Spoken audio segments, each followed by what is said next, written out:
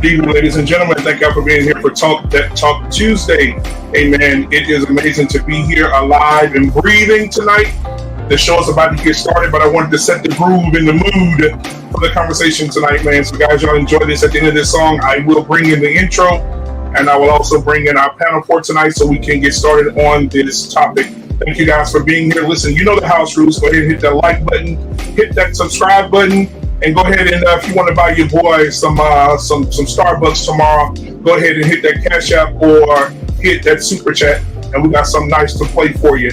We appreciate you guys, man. Thank you again for being here. Let's get it. After this song, we're gonna get at it.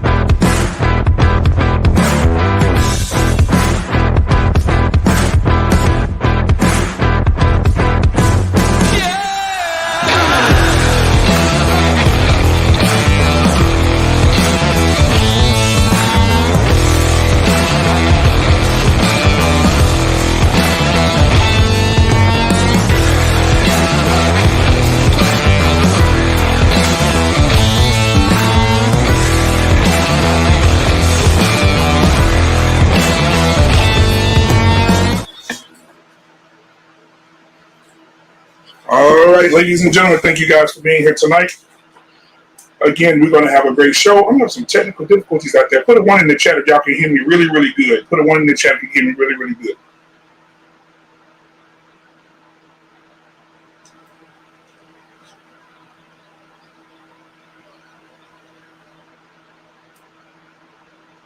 All right, in the back, if y'all can hear me really, really good, throw a thumbs up. Do I sound distorted? Anything? I'm all good. All thumbs up. A little bit. All right. I see you, Ace. All right. So listen, guys. Thank you guys for being here. Tonight's show, as you can see, we had one of our homeboys. I'll get these technical difficulties done while I'm talking to you guys. But anyway, we had one of our brothers get them handcuffs put on him. Brother Jonathan Majors was he is a very successful actor. He's doing this thing right now. I mean, he has done so many movies, and he has so many more movies to do. He's a part of the Marvel Universe. He just had a great performance in Creed. He had a great performance in, I think, I'm trying to remember the name of the movie, where he played the first black pilot. And then now he was working on a movie called 48 Hours. And 48 Hours is the story of Dennis Rodman. He's playing Dennis Rodman, guys. So he is on his way to doing his thing, man. And then assault charges, commercials get pulled, advertisements get pulled,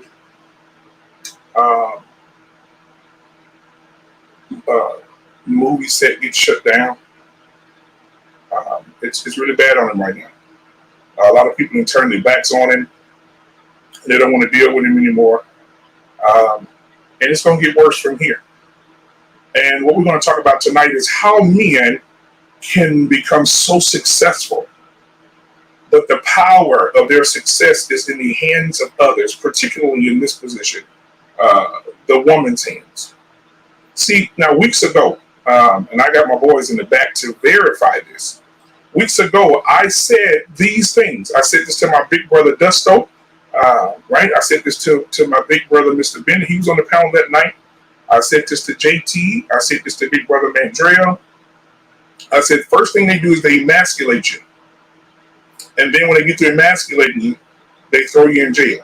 Now, if you don't believe me, go back and watch I think it was 2 barbershops ago I said that. They will emasculate you first, and then they'll find a way to put your ass in jail. And now he has no other choice but to negotiate with the devil. Now, you see what we have the power to do, son. Now we need you to take a deal on this. We need you to take a deal on this. We're not giving you Denzel money. You're going to take what we give you because we have the power now. You put the power in our hands. John the Baptist, put a 1 in the chat if you want to come in, brother. Put a 1 in the chat if you want to come in. I would love to have your perspective on this because you're a dog with it. But again, guys, I appreciate you guys for being here. I'm going to get some different perspectives on tonight. And hopefully we can have a great conversation tonight. A great conversation. So what I'm going to do is tonight, I did get a Cash App here. So thank you so much for the Cash App. And let's see who this is. Okay, I've never heard of this person before, but I sure appreciate you. All right, Mega 12 1000, Mega 12-1000. Thank you so much. I appreciate you for the $10 Cash App. So I'll go ahead and play something for this $10 Cash App. Once I get back, you'll see everybody on the panel will be cammed up and ready to act up tonight. And again, I appreciate you guys for being here. The chat is undefeated. Stay undefeated. Let's get in there. And let's go ahead and support the show tonight. Go ahead and text somebody, call somebody, share this link with somebody. And let's get these people in the door so we can have this conversation. All right. Again, thank you so much for the $10 super chat. Here we go.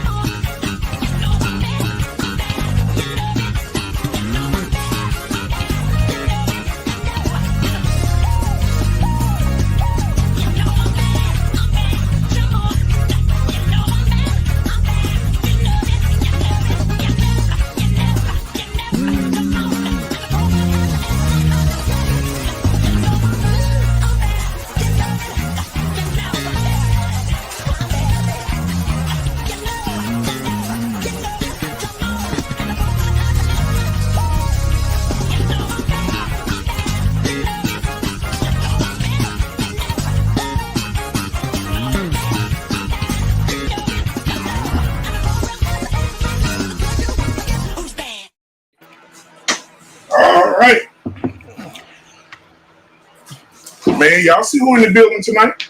Yes, indeed. I got my brothers and sisters from Mother Misters in the building tonight.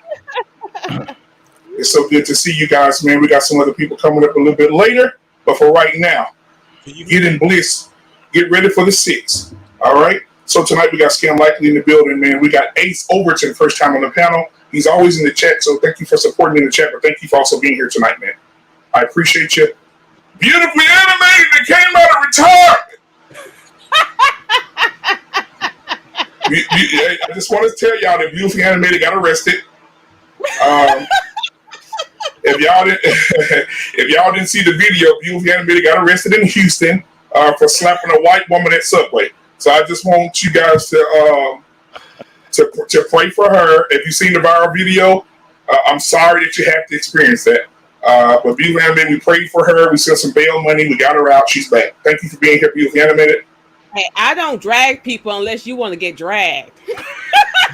So that's what I'm talking about. That's what I'm talking about right there. Boy, I'll tell you the truth. All right. Now, listen, man, we also got my brother all the way in Detroit. All right. Giving Detroit, Michigan, over there just chilling like a villain and soon to be husband to one of the most beautiful and cool, laid back, submissive women on the planet. Shout out to Nidra tonight. We always got to give her props and her flowers. Always. That's my sister. All right, she made JT better. When JT came on, he's old black son of a bitch that didn't want to talk much. But since Nidra done put the roux in that gumbo, that boy been smiling and he been talking and he been clowning. And I just want to thank God for Nidra. Shout out to you, Nidra. If you can hear me, girl, we love you. All right, now listen, y'all. Hey, can y'all hear me? Yeah, I can hear you. Huh? Oh, y'all can hear me? Yeah, last but not least at all, I want to give it up for yours truly, Jersey City's own. His name is Mr. Bennett. He ain't never in it, but if you call him, he'll get in it. Mr. Bennett is in the building tonight, man. Much love to you, my brother. He's a Pittsburgh Steelers fan. We're praying for them as they transition from their 4th quarterback in 5 years. But we appreciate Mr. Bennett for being here tonight. So, guys, you know, always got to check your mental health. We'll start out with Beautifully Animated, the lady in the room for right now. Beautifully Animated, how are you doing? How's your baby doing? How's life? How's work? How are you? Oh, we're all good. And, you know, my Dee Dee's getting better with her driving. So. Oh my God. I bought her one of those, what is it? Student driver. Thank you for your patience signs. Yeah, I know, because I know for a fact your ass can't drive. I feel it in my spirit. But go ahead. I can drive. You got a heavy foot. You got road rage. I don't even have to be there to see it. Oh no, I don't have road rage. I do have a heavy foot though. The bullet train. She can get to Dallas. Get to Dallas in 45 minutes from Houston. This is ridiculous. Put me a V6 or V8. Lord, no, please don't give her nothing. Sports car. Guys, we're taking up donations right now for this young lady. But anyway, I want to move on to our guest of the evening, Mr. Ace Overton. Thank you for being on the panel tonight, my brother. Absolutely, man. How's your family? How are you? How's work? How's life? Actually good on all fronts. Been that way for a while, so you know I got to accept my blessings when they come around. Life is good. People are healthy. Family's going well. Career's going even better than I expected. So you just got to take it and run with it. Absolutely, man. Thank you for being here, brother. Again, now I want to move on to JTZ. JTZ, I just, hyped all that love that you got in your heart up, Doc, but I just want to hear you say, man, how are you, man? How's my sister? You know I'm doing well, man. It's Tuesday, brother. You know what I'm talking about? Tuesday. And I'm doing very well. I got my lady in the other room over there just shining on me. I appreciate you, brother. All right, man. Hey, so Scam, man, what's going on, Scam? Talk to us, man. How are you, man? You muted. You muted, Doc. And go put a shirt on.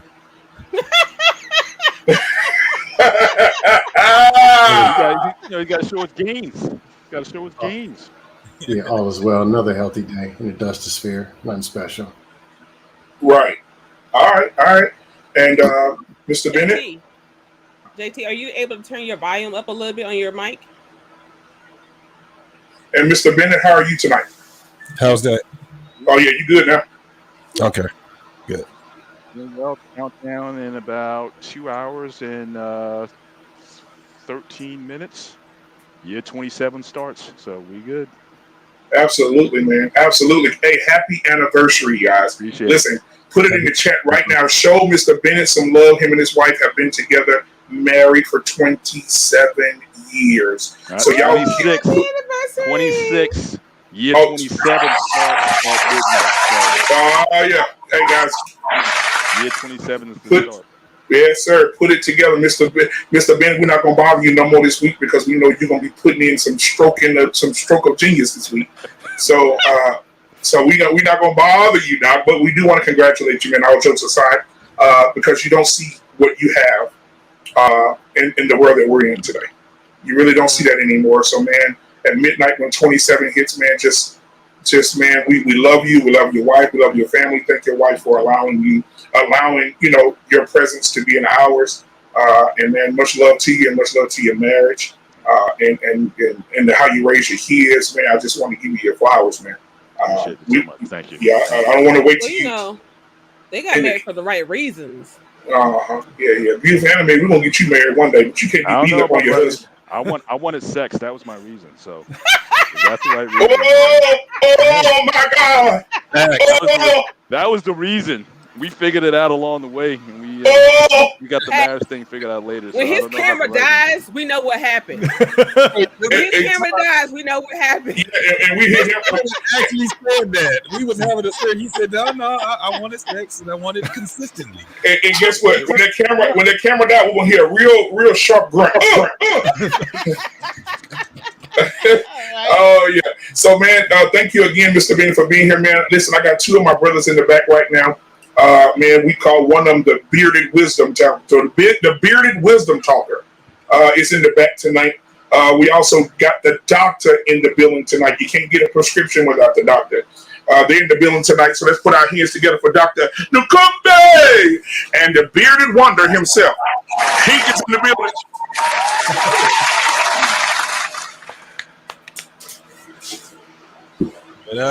What up, fellas? Yeah, man, what's going on? What's up, good people? What's happening? Not much, brother. So Hank, tell us how you been, man. How's the family doing? And then we get Dr. Nukumbe. Then I'll ask my first question. We'll start the conversation. Oh man, I've been pretty good, man. I can't complain, man. Just trying to keep my head above water, brother. You understand what I'm saying? I know that's right. Just trying to get them Mr. Bennett benefits here soon. Hopefully one day, but you know. No, I'm talking about. All right, let's see here. Blessings to you, big brother. Blessings to you, Mr. Bennett. Thanks. Absolutely. All right, and then we got the doc in the building tonight. Doctor, what's going on, man? How you doing? Hello, everyone. Hello, panel. Good to see everyone. Hello for those in the chats. Good to see you. I'm doing well. Fabulous. Happy to be here. Absolutely. Okay, guys. So I want to get you guys' thoughts, and while you guys are talking, like I said, I'm be working over here trying to get this together because my son came in here. I guess he was looking for some wires and took a couple of mine that I needed. And so I'm trying to figure out why he came in here and displaced me. But yeah, he displaced me bad. I came here and turned my stuff on. Nothing came on. I said, "Whoa, what happened? Did lightning hit this place?" But anyway, guys, I want to ask a question, man. What are you guys' thoughts on the fact that Jonathan Majors was even arrested? I want to know you guys' thoughts on the situation at hand. Then we'll go into the depths of everything else. But I want to start with Hink, and then Doctor, and then Beautiful Animated, JT, Mr. Bennett, Ace, and then Scam. We'll go in that order. Y'all just keep the flow going, and I'm be over here working, but y'all keep the flow going. Wait. I only know that he was arrested or something about putting hands on his woman. Yeah, DV. So we'll start with Hink, and then we'll go around Hink, Doctor, then Beautiful Animated, JT, Mr. Bennett, so on and so forth. All right, go ahead, Hink. What are your thoughts about it? Jonathan Majors getting arrested, and do you believe it? Well, you know, I didn't believe the whole thing at first. So, you know, it's one of those things you got to let the cake bake and let all the details pan themselves out. So now with more and more details coming out, it seemed like the shoe was on the other foot. Seemed like Mr. Majors the one he made the phone call, you know, because he was concerned about, you know, what was going on with his girl. But it's sad, you know, with the cancel culture today, that the military, I mean, really, I thought they jumped to the conclusions and just assumed the man was automatically guilty. So they pulled their ad from him, you know. So no, he no longer has that ad anymore. But now I bet you right now they have starting to have regrets with the evidence that is coming out here recently. So now, you know, I'm wondering if I was his agent, you know, I'll be looking for an apology for, you know, being premature about pulling them commercials. And if you want me back, it's going to cost you more money. Yeah, we're going to renegotiate this thing. You know, I gave you a military discount already. You know, I'm sure you did it probably for a couple million.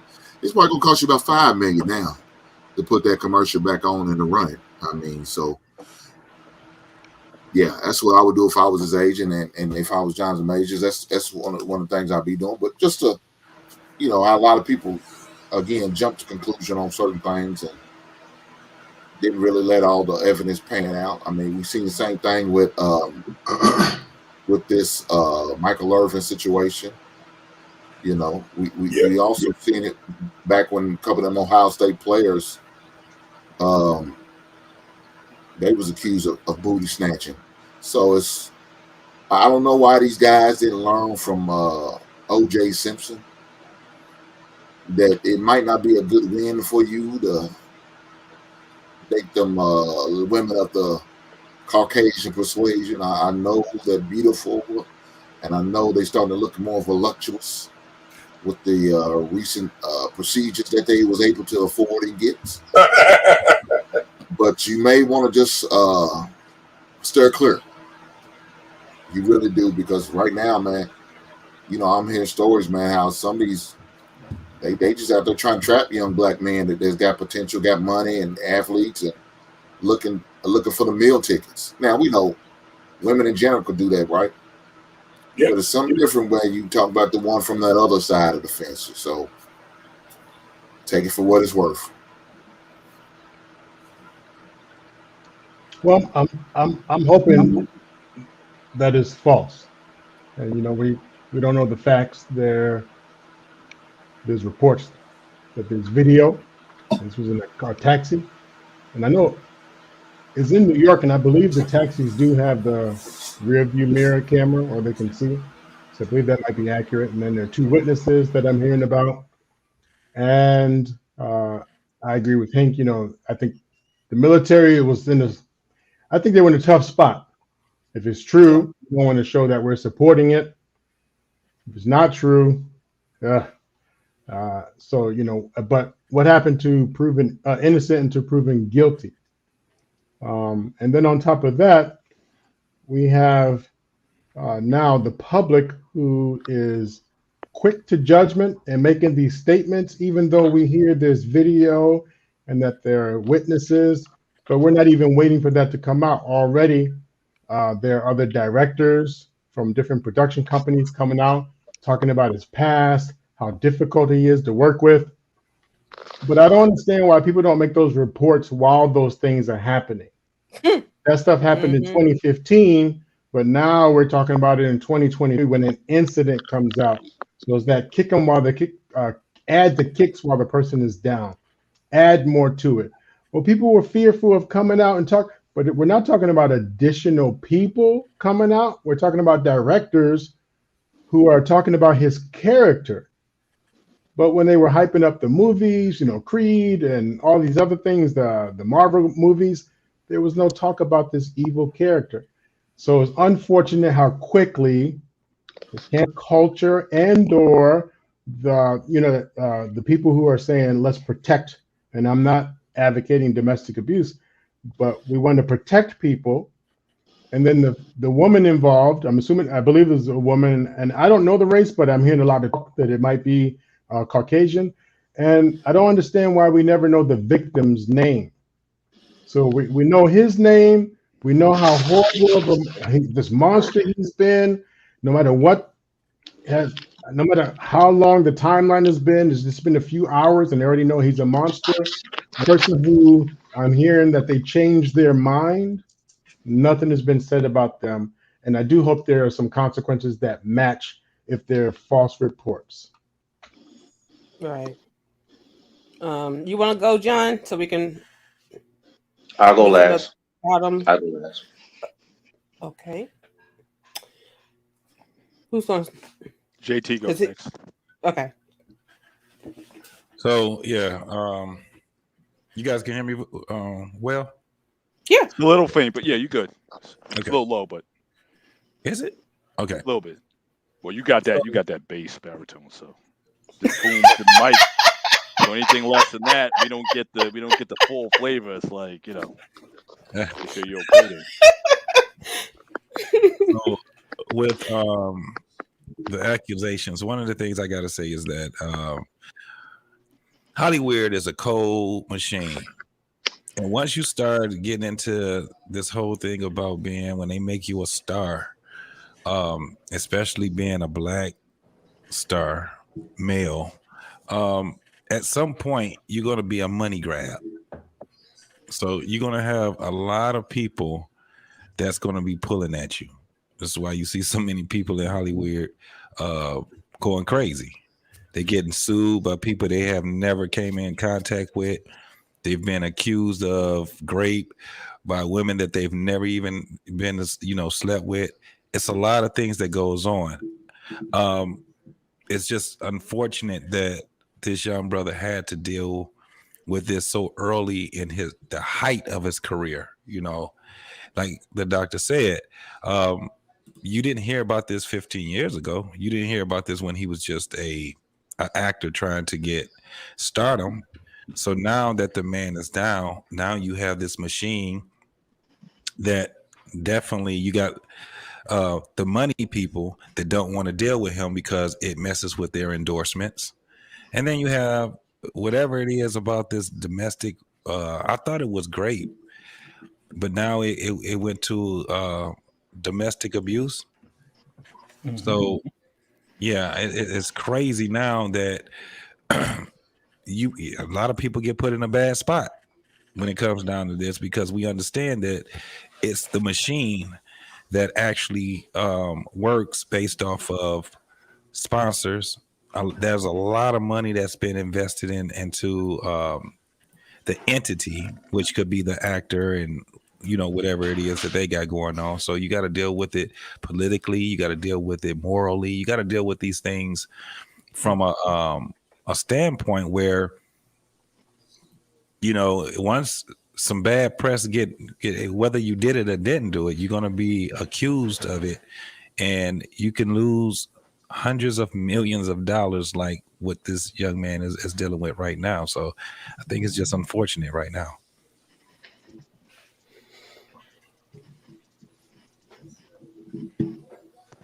I guess that would be all right. So Okay. yes. So we all know that on paper, people are. Hold up.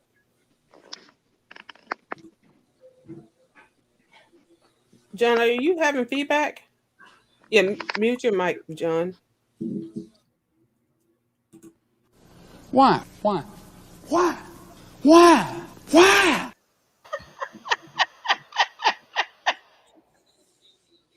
On paper, it's you're innocent till proven guilty.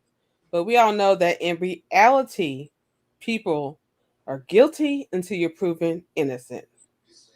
That's how the world works, unfortunately. Um, as far as the army and whoever else pull in their commercials with him, it's understandable because they don't want to get tainted. But instead of saying you're pulling things, why not pause it? Why not put it on hold until the situation has been thoroughly investigated? And if he is proven guilty, then pull it. I mean, we all know that thorough investigations need to be had instead of just straight up pulling something that someone did. I don't know much about his situation, but Johnny Depp was in a situation with his wife, even though he had evidence on her, the way she talked about him. He had recordings of her admitting to being physical with him, and they still trashed him for years until one day, I don't know, that someone must have had an epiphany or something and realized it was the wife. So maybe that's the same situation here. You know what I'm saying? I'll wait and find out.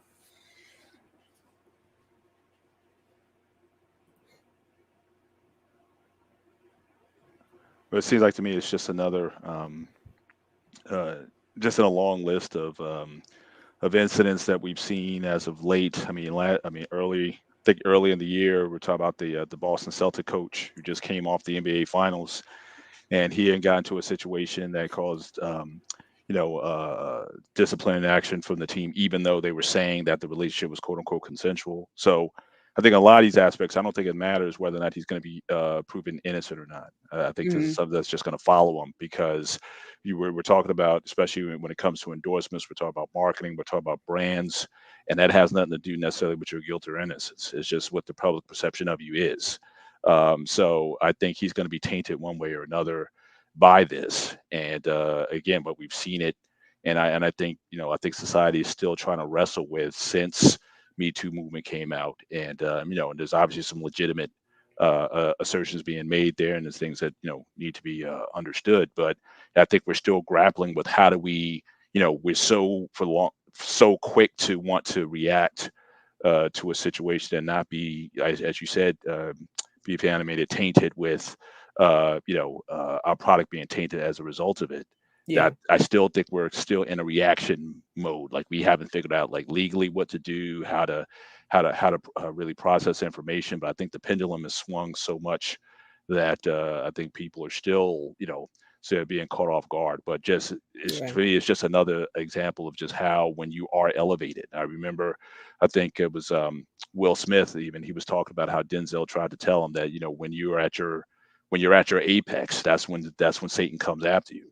Yeah. And so it's like really when you do reach that level of success,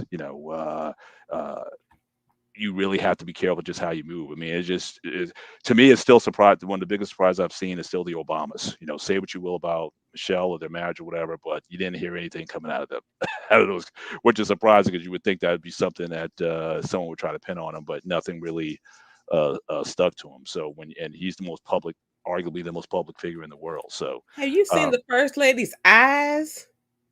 The way she can look at you? yeah. You think somebody gonna go after that? Yeah. So I mean, yeah. Why?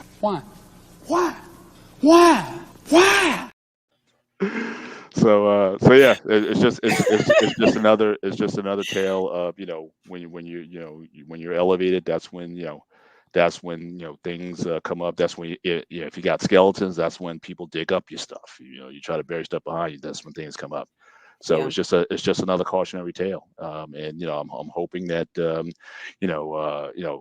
he's innocent. But again, if he's not, then he needs to deal with the consequences of that. But but it's just another example. And again, we just seen these, and so many guys get elevated, and then trouble befalls them. So we'll just wait and see what happens.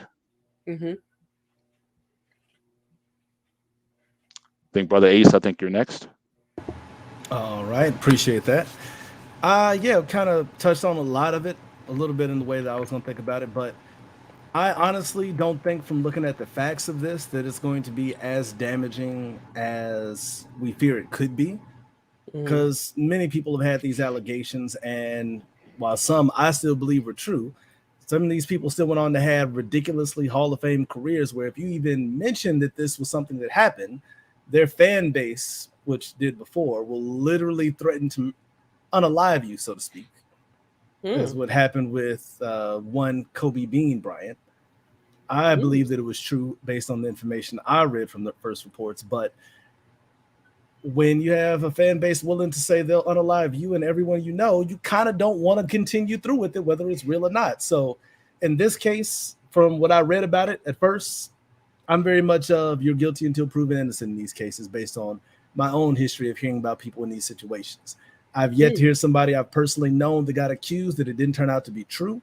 So it's hard for me to go against the evidence that says so far 100% certainty that every case I've personally heard of and know of has been true, and cases I know that haven't been reported are true.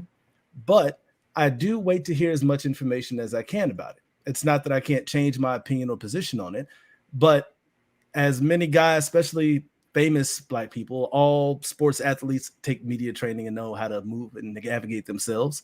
You're taught how to avoid these situations and how to protect yourself, because it is going to be someone that tries it at some point, some way. Every NBA rookie goes through a whole weekend of learning how to navigate and deal with these Rookie situations. symposium. Yep. Exactly, because the NBA understood their, for lack of a better word, their product was in danger, so they needed to teach their product to protect itself. Because if you tank the player, you tank the game, and then that ruins it for everybody. So in this same way that we have it for majors, a lot of the things seemed really bombastic at first, but that's just our news cycle. News happens 24/7, and most places are willing to share the story first before they get all the facts, just because every click is a bit more no sponsorship dollars. So sometimes it's better for them to be first, or it's more profitable for them to be first than to be correct.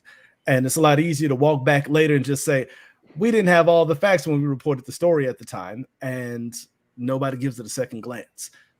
Based on what I read, they have, his attorney is completely sure that things are going to be out that way based on the type of call that was made for her of somebody possibly being abused, that they had to make an arrest, which is why the arrest was made. But as many of us have heard, they have, his attorney is sure they have so much information that it is not going to be an issue. They expect all charges to be dropped. They say they have witnesses, they have testimony, and they have video evidence.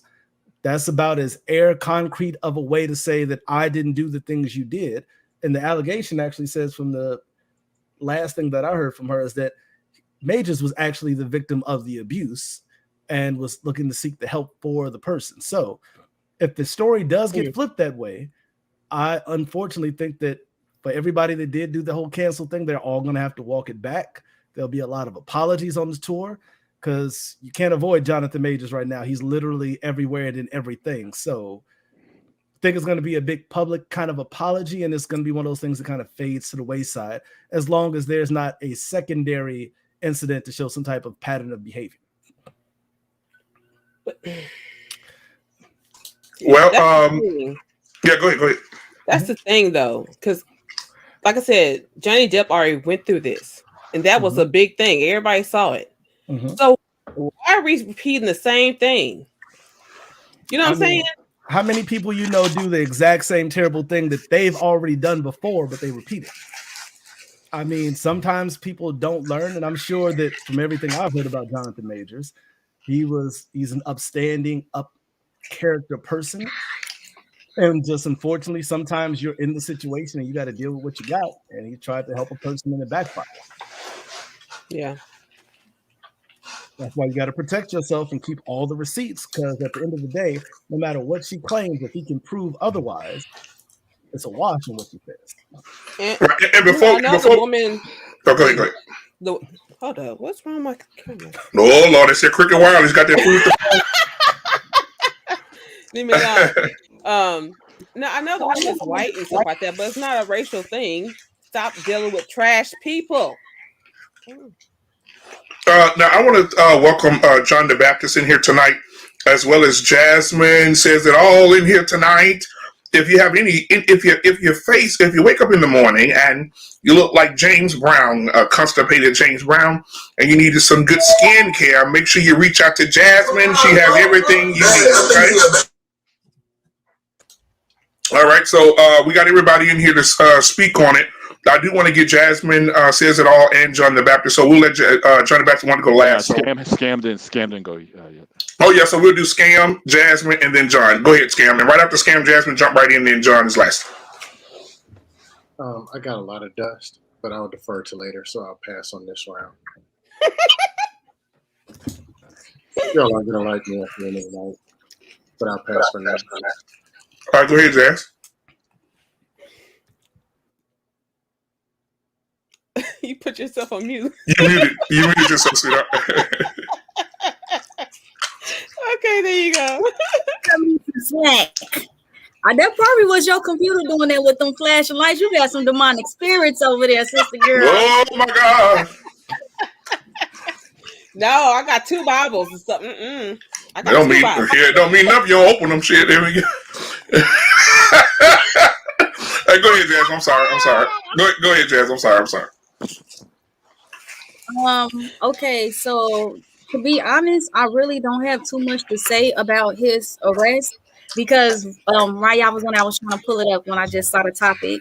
I'm like one of those people, I really don't follow like stuff that's happening with like celebrities, right? So when it's like real life stuff, I'm trying to deal with like real life stuff. When I see it, all I could think about is another black man in trouble. That's it, another black man in trouble that they just trying to bring down another brother. Whenever you see somebody trying to do good with themselves and they up and coming, and it's trouble following right behind it. So it don't matter how good he is or how good he act. We just know whenever you see somebody black doing something excellent and they're excelling at something, here comes some trouble. So yeah, I really don't know too much about his arrest. So I'm gonna have to pass on this one. All right, thank you for your perspective, John. What's up? So I'm gonna keep this real brief. This is not about race. This is about wealth and future wealth, and this is about paying your dues. And what's happening here right now is it's gonna happen to anyone who tries to go to a level. Really, black man? Really? What? Mute yourself. You act like Mandrill. Oh, my bad, brother. My bad. I'm moving shit around. My bad. I apologize, guys. My bad. I'm sorry. Let me mute. Go ahead, John. I apologize. My bad. Yeah, I guess without saying when that point, my bad. I shut down. Nah, but seriously though. Yeah, go ahead. Nah, but yeah, this is about paying your dues. Anytime you try to go to the next level, they're gonna try to get. First of all, they're gonna try to put dirt on you. And then you got to learn how to play politics. And so anybody who's famous, whether it be politics, anybody who makes it big in politics, movies, sports, or any level, whether it be a lawyer, when you get to that level, you don't get there with a clean slate unless you're a great politician. They're going to get you some kind of way. If they don't get you, then you learn how to play. You learn how to hide. You learn how to hide the bodies and keep. You learn how to hide the bodies and know everybody else's bodies at. And that's what he's in right now. He's in what they call a wake-up call. When you want to go to the next level, you have to keep your eyes open because no one's going to let you get there scot-free. People are envious and jealous, and they want what you have. They don't know how to get it without taking it from you. And people are already there. They don't want you to get there without you paying your dues because they had to pay their dues. So it's all a game. But in this process, learn how to keep your soul clean, your soul pure. And I'll end the plane right there. Okay, now let me say this. I'm going to ask this. This is going to be a yes or no question. Then I'm going to play a video. And we're going to discuss it. So I'll start at the bottom with Sister Jasmine here. Jasmine, do you think that personally, for your opinion, do you think that black men are a target for emasculation?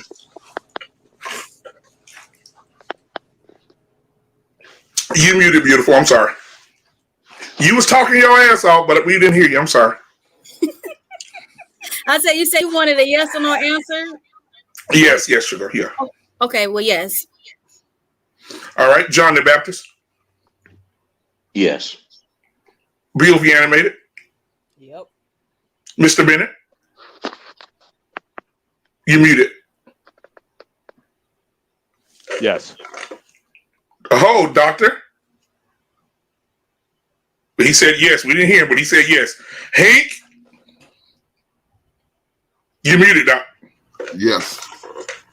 Wow. So that's Yes, 1, 2, 3, 4, 5. That's 6 so far. JT, you muted too. That mute monster on y'all tonight. It's your mic. It's not. Oh yeah, it's something wrong with your mic, brother, because you unmuted and we still can't hear you. But you said yes, though, right? Okay. Ace. If I had to give a yes/no answer on it, I'm gonna say no. All right, scam likely.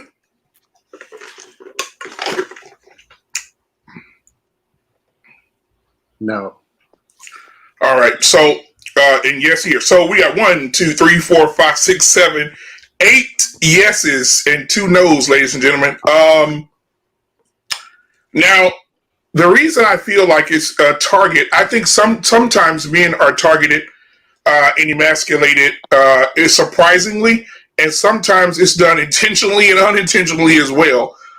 Today somebody sent me a video. They saw the title and my thumbnail, and somebody sent me this video. Shout out to that person. I'm not going to say their name because I don't know if they want me to say their name or not, but thank you for the video. I'm going to play this video, and I definitely want to see the faces of you guys while this video is playing. This is emasculation, and sometimes men get so emasculated they become delusional, and they just start conforming to the emasculation. And this is an example of that. So I want to share this with you guys. Give me just a second. Oh man, this is horrible. Let me see. All right, here we go.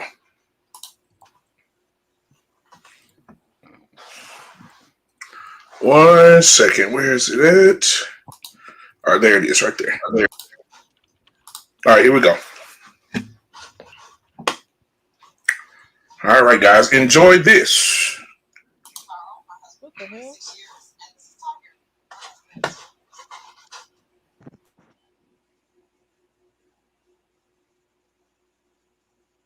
Can't really hear it.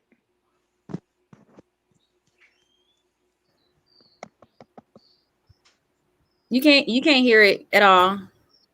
Oh, okay. Give me just a second. Let me go back out of it and come back in 1 second. That's crazy. I saw this earlier and I looked at it. I was just like, oh my God. Let me try it again. Hold on a second.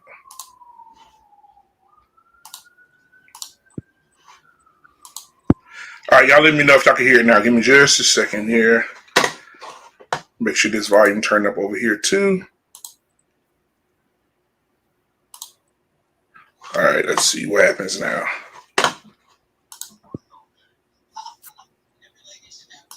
Y'all can't hear it at all? I have to turn my stuff up. Okay, hold on just a second. I'm gonna try to do it from another place here. So give me just a second. Mm-hmm. Let's see if this will work. Hold on just a second. That's my second one for tonight. We're gonna get it together. So give me just a second, guys. I'm gonna stop presenting and bring in another screen.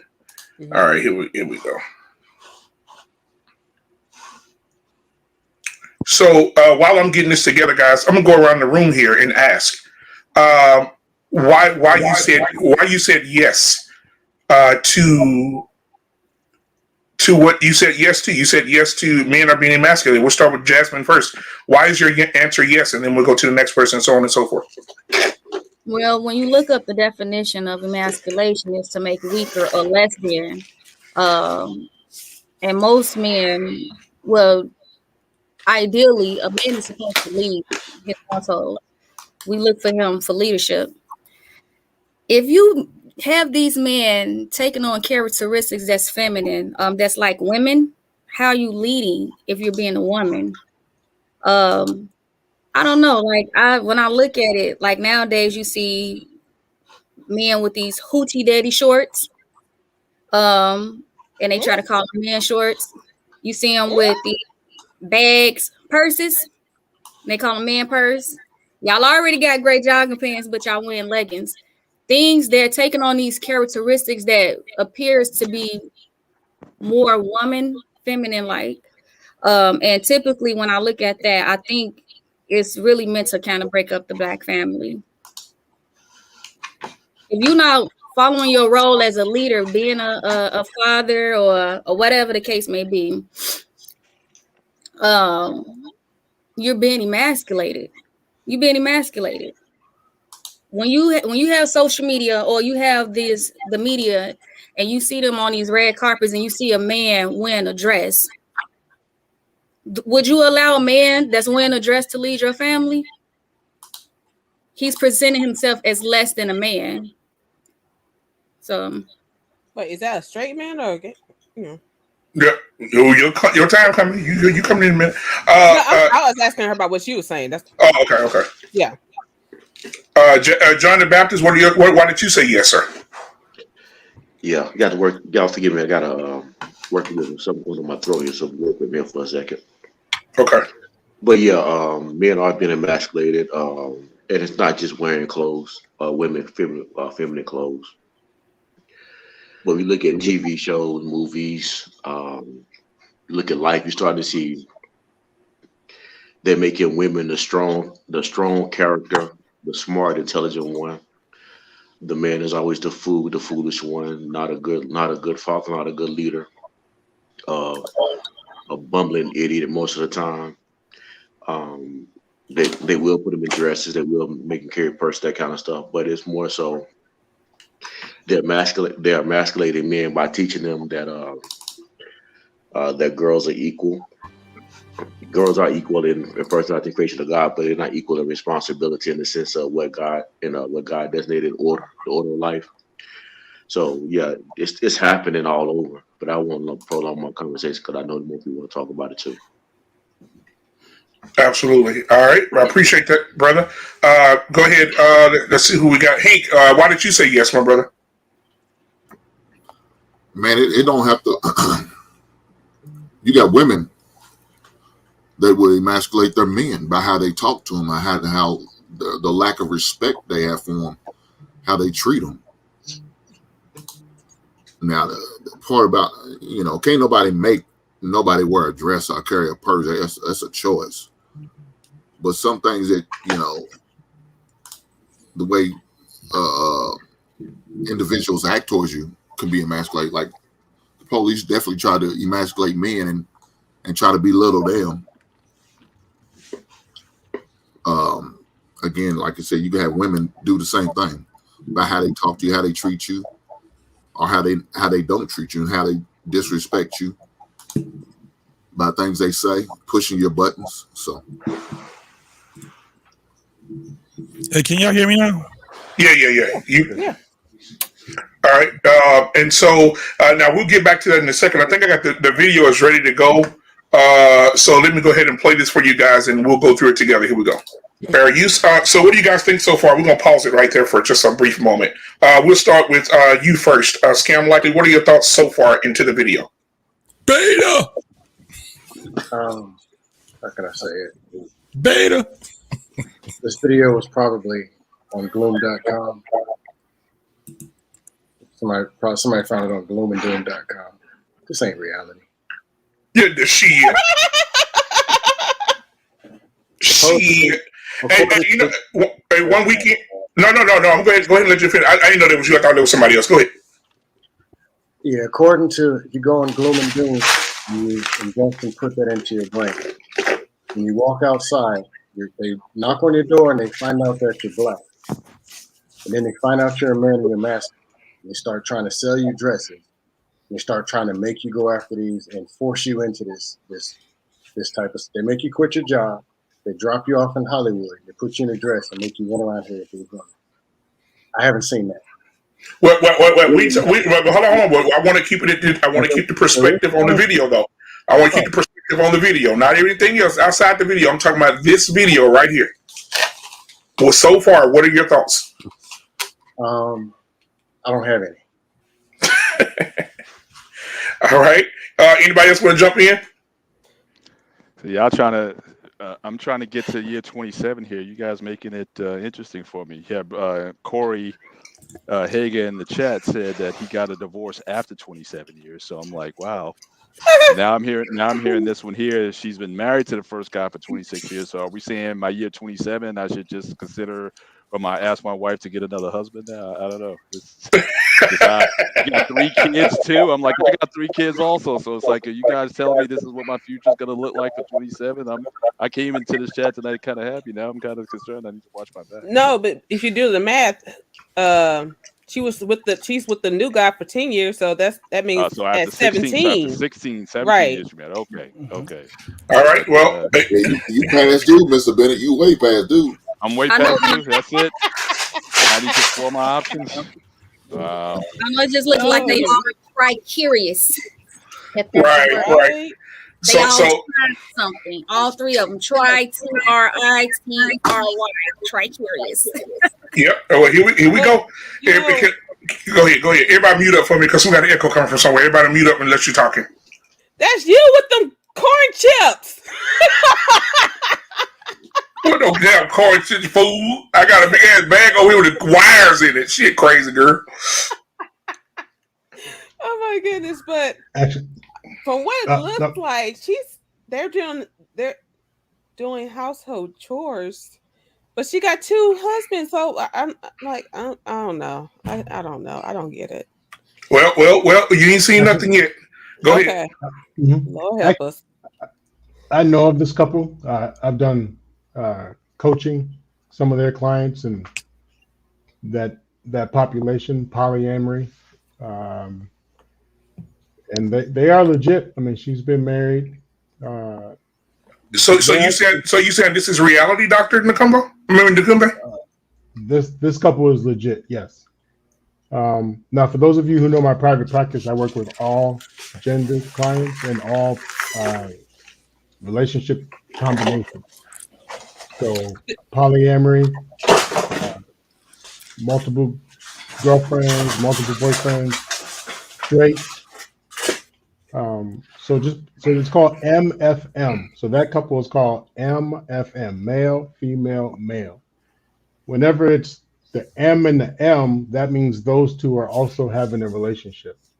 So they're divided by the female. So the 2 males are not connected. And then they also have what's called parallel relationships, where you can have multiple partners, but none of them have met each other. When I'm with Frankie, I'm with Frankie. When I'm with Samantha, I'm with Samantha. But this couple is legit. Now, they're also extremely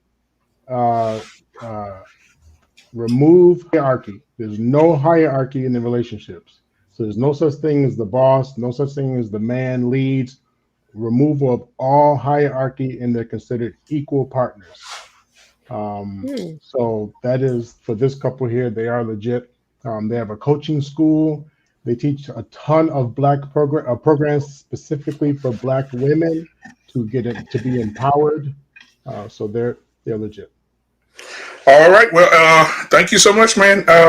Let's just continue. Let's continue. Is there another name for this? Because they can't be called couples if it's more than 2, right?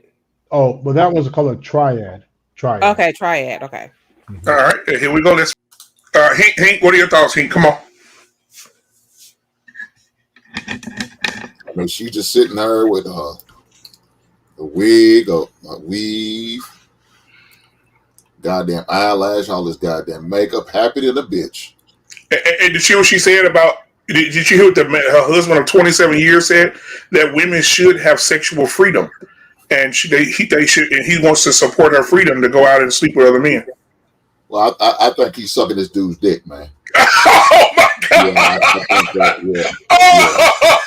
Oh my god! Look at the way you're looking at him. Look at the way you're looking at it. He wants it right now. Oh my god! Yeah, he gonna tear his ass up tonight. Oh! Yeah, that's a goddamn shame. Ain't no way I can present this to my lady. My lady could present something like this to me. Hell no, ain't none of this shit going on. Mr. Bennett, could you imagine your old lady say, "Hey, baby, I fell in love with another man. I'm ready to introduce him to the family. Get the girls together. Let's have a conversation." No, you didn't hear. It's Mr. Bennett. He ain't in it. Man, what the fuck you gonna have, man?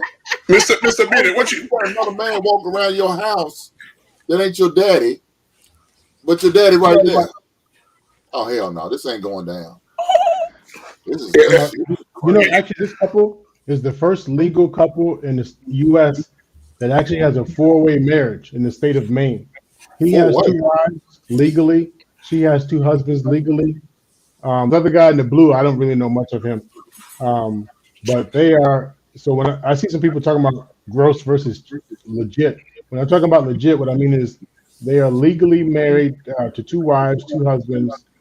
And if you remember Jada and different couples like that, Will and all that, they started the same belief. We are very popular in what we do. Other people are going to like me, and you can't stop me from seeing others. So she was saying, I'm going to do what I want to do. It's up to you if you want to stay married. He's like, cool, and I'm going to do what I want to do. So it's really an agreement that they're going to have others, but they will stay primarily married. Now that they're in the future, now that we're current day, they're actually marrying those other partners too. Now, Queen Smiley, I don't agree with you, Queen Smiley, tonight now. Queen Smiley says salute to them and the work they're doing in the community. What works for them, works for them. Hell no. Hell no. She said no different than the men choosing to stay in those destructive marriages. Listen, let me paint a picture, because I think sometimes we have to be Michelangelo and paint a picture right here, because imagine your wife of 27 years comes to you as a man. See, there's a difference between a man and a angel soft man, because ain't no way a woman gonna come to a man and say after 27, Mr. Bennett, if your wife came to you on your anniversary tomorrow and said, hey baby, listen, I've been talking to Lenore and I want to marry him and bring him into the household, and some nights he gonna be in here pounding this coochie down while you in the other room watching ESPN. You know what I'm saying? Can you imagine your wife in there moaning and throwing that ass back on another man and you accepted it? Oh, hell no, Queen Smiley. Baby, I can't agree with you tonight. What if there were 2 women? What if it was 1 guy and 2 women? Yes. Same. That works better. That definitely works better. Because you're not sure. But why the difference? And I'm not advocating for 2 men. What I'm saying is, why is it okay for 3 in a try, and if it's 2 women, but it's not okay if it's 3 in a try if it's 2 men, and that are the sexist. Look, I'm not riding with any of those. So I'll let JT tackle that one. I'm not this is my thing. She's receiving. Period. A man is not going to be receiving unless, and if he is, then he on the other side of the fence anyway. But she's receiving. I am not sharing my DNA with another man. I'm not sharing his DNA. That is I'm not having that. And JT, just imagine just imagine this. We're gonna go back to the video, guys. But just imagine this. Imagine the night before she ended up giving him some good ass head, and then in the morning on her way to work, she kissed you in the mouth. Hey, have a good day. What is going on? I'm straight. I'm good. I bet someone on this panel has had that happen to them without even knowing it. Oh, don't do that! Someone on this panel has had that happen to them and not even know it. That's the fact. But this is the thing. But why? But you're not knowing it is a whole lot different than you already know that there's a chance. It still tastes the same. I don't know, but I'm just trying to tell you, I bet it still tastes the same if you know it or not. Wait a minute, quick question, JP. So if you don't know that you didn't taste another man's kids, it's suddenly different than if you knew about it? Come on, it still tastes the same. Hey, so what are your thoughts, Ace? What are your thoughts, Ace? I mean, I'll be honest, y'all not gonna take my opinion on this, because one, as a poly relationship, as I've come to learn about it, as consenting adults wanting this relationship, if this is what they want and they're comfortable with it, that's perfectly fine. Very much like, as I will say for many on the panel who are religious, and I almost abhor religion with an angry vengeance. Your religion is great as long as you keep it to you. The moment you try to impose any of your beliefs onto me, that is when I will draw the line and I will die upon the hill that I'm on, because your beliefs about your relationship or your beliefs in your God and religion should not be something that's pressed upon me as something that I have to follow. Now, I am not poly. and this relationship wouldn't work for me because of my personal beliefs. But if they are consenting adults that wanted this relationship and seem to be happy with it, some 10 years in so far, then cool. If it doesn't continue to work out and at one point Buddy in the blue blazer feels some type of way and wants to leave, then it ends like other relationships end over time. But I mean, we're holding them up as if this is some end all be all, end of all things traditional marriage, and oh my God, how could two men ever be in love with the same woman or share and have an agreement to be a triumvirate, which historically has ruled most governments throughout history. But I digress. I'm just saying that to me, it's very weird energy to be so freaked out or bigged up or pent up over this. This matters less to me than the Jonathan Majors thing, which doesn't. I don't think that we're freaked out. My whole thing is that we internalize it. We're saying that wouldn't be us. Mm-hmm. There's way worse other relationships than that. I'm not at a point where I just be looking at poly like is it's the worst thing ever. But I am saying, as a man, I'm not sharing no other man's DNA, and I am not kissing you, not knowing what you done did. She probably was on one, and she done gave that man a rusty trombone, and now she want to come and drink out of my coffee cup and all that shit. I'm not having it. I get what you said, Ace. That happened to you, bro. I'm not with that part of it. I ain't with that part of it. Now let me say this real quick, guys. Before we continue on, if she fuck around and use the wrong toothbrush, listen. My thing is, I'm just saying, I'm being funny, I'm being facetious, but at the same time, a lot of people in the chat right now are saying it's their relationship, whatever works for them, right? And that's fine, whatever works for them, cool beans, whatever works for them. However, I think that it has to be, and I'm going to get with the doctor on this because I'm not a physician on this, but I don't know a man, and I don't know a man in my circle or my life ever that would be okay with his. Let me tell you something. I worked with a guy before that said the same thing, and he said his wife introduced him to that life, and he said he did it because of his wife, and over time it started to destroy him internally.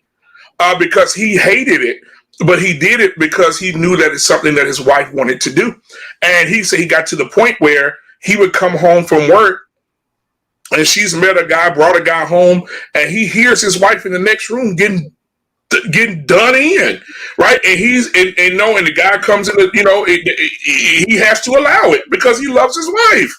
And I'm like, dude, why don't you just say something? And he said he said he's not going to say anything because this was years ago, but he said, I'm not going to say anything because I love her. And let me tell you why. It was one of those guys. Let me tell you this why it's got to be a particular type of guy.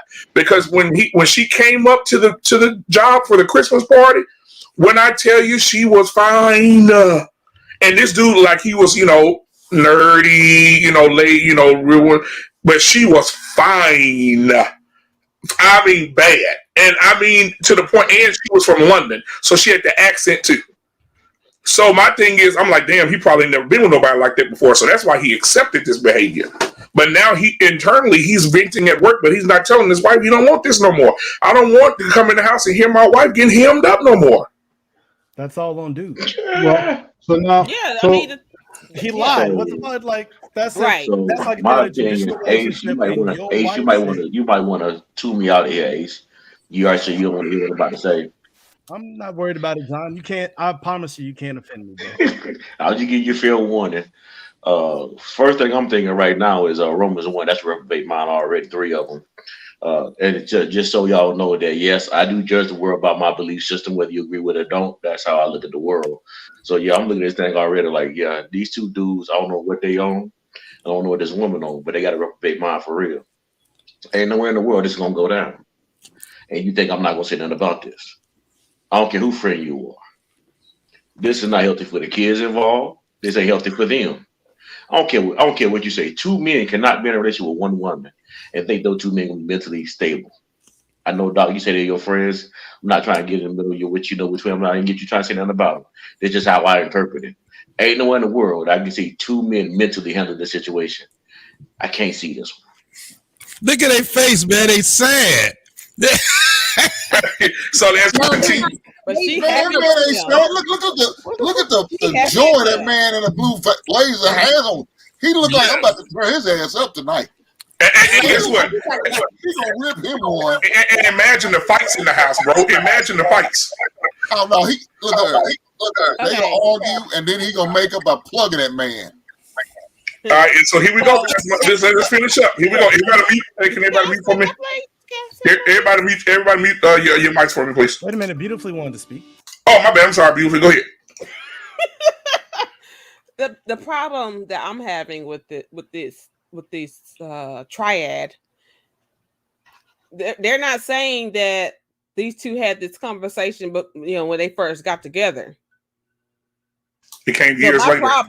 My problem is her springing it on him like that. You know what I'm saying? Because if you're into the poly thing, that's something you discussed beforehand, and you make sure that you both are into the poly lifestyle. You can't just make a person become poly when they're, that's not their programming, That's how you have an unhappy and unhealthy relationship. Yeah, because she said she came home. That's what she said. She said, I came home and presented it to him after I found him. Right. So it wasn't no discussion beforehand. It was a discussion afterwards. So do you think she feels so comfortable? Or more so, she said she fell for a guy first, and then she brought it to him. So yeah, she brought the conversation. Yeah, that's brought the conversation to him. Huh? I was gonna say, do you guys? Go ahead, baby. Okay. All right, Nan. I was gonna say, do you guys think she felt so comfortable coming home expressing that to her husband because maybe she felt that her husband was probably kind of curious or wouldn't mind it? I don't know if maybe he didn't feel like he was being emasculated or he was being a weak man. They probably just had that communication where they was comfortable to share. Right, they was comfortable enough to share certain things, and he probably created that safe space for her to just be herself. But he said they talked for a couple years, so I don't know if this was something he was immediately jumping on. 2 years of discussion before she went into it. She knew that her husband was weak. At the end of the day, I don't see what the big deal is, especially if you're not living your life like this. Like he didn't talk about a weakness. The husband ain't weak. The husband's gay. That's what I'm saying. That part I don't know about. Here's the part I know about. That's why you know what's weak? What's weak is when people deal with jealousy. Don't touch mine. That's mine. Don't touch mine. These folks believe in progressive love. They believe in minimizing. They believe in minimizing jealousy. Yeah, and see this. I can't. You don't have to, but I recommend you research what they do. She's a licensed therapist. I'm good. And I'm trying to tell you, they have more couples stay married. They have helped more couples and triads and quads and all that stay married because they invite fantasy into the marriage versus just keeping it a secret. They invite. Hey, Doc. No disrespect. Doc, yes, no disrespect. No, I'm gonna stay ignorant on this subject. I'm gonna stay in my ignorance on this one. Yes. Again, I'm not saying it's right as far as religion. If say, hey, this is not according to the book, to the values, to the excellent. But you have to remember, and I forgot who was talking about this yesterday. Scam likely, not this topic, but the progression of the world. We have more people changing their identity, more people changing their genders, more people doing alternative lifestyles. We have now gay marriage rights, and they are working on polyamory rights.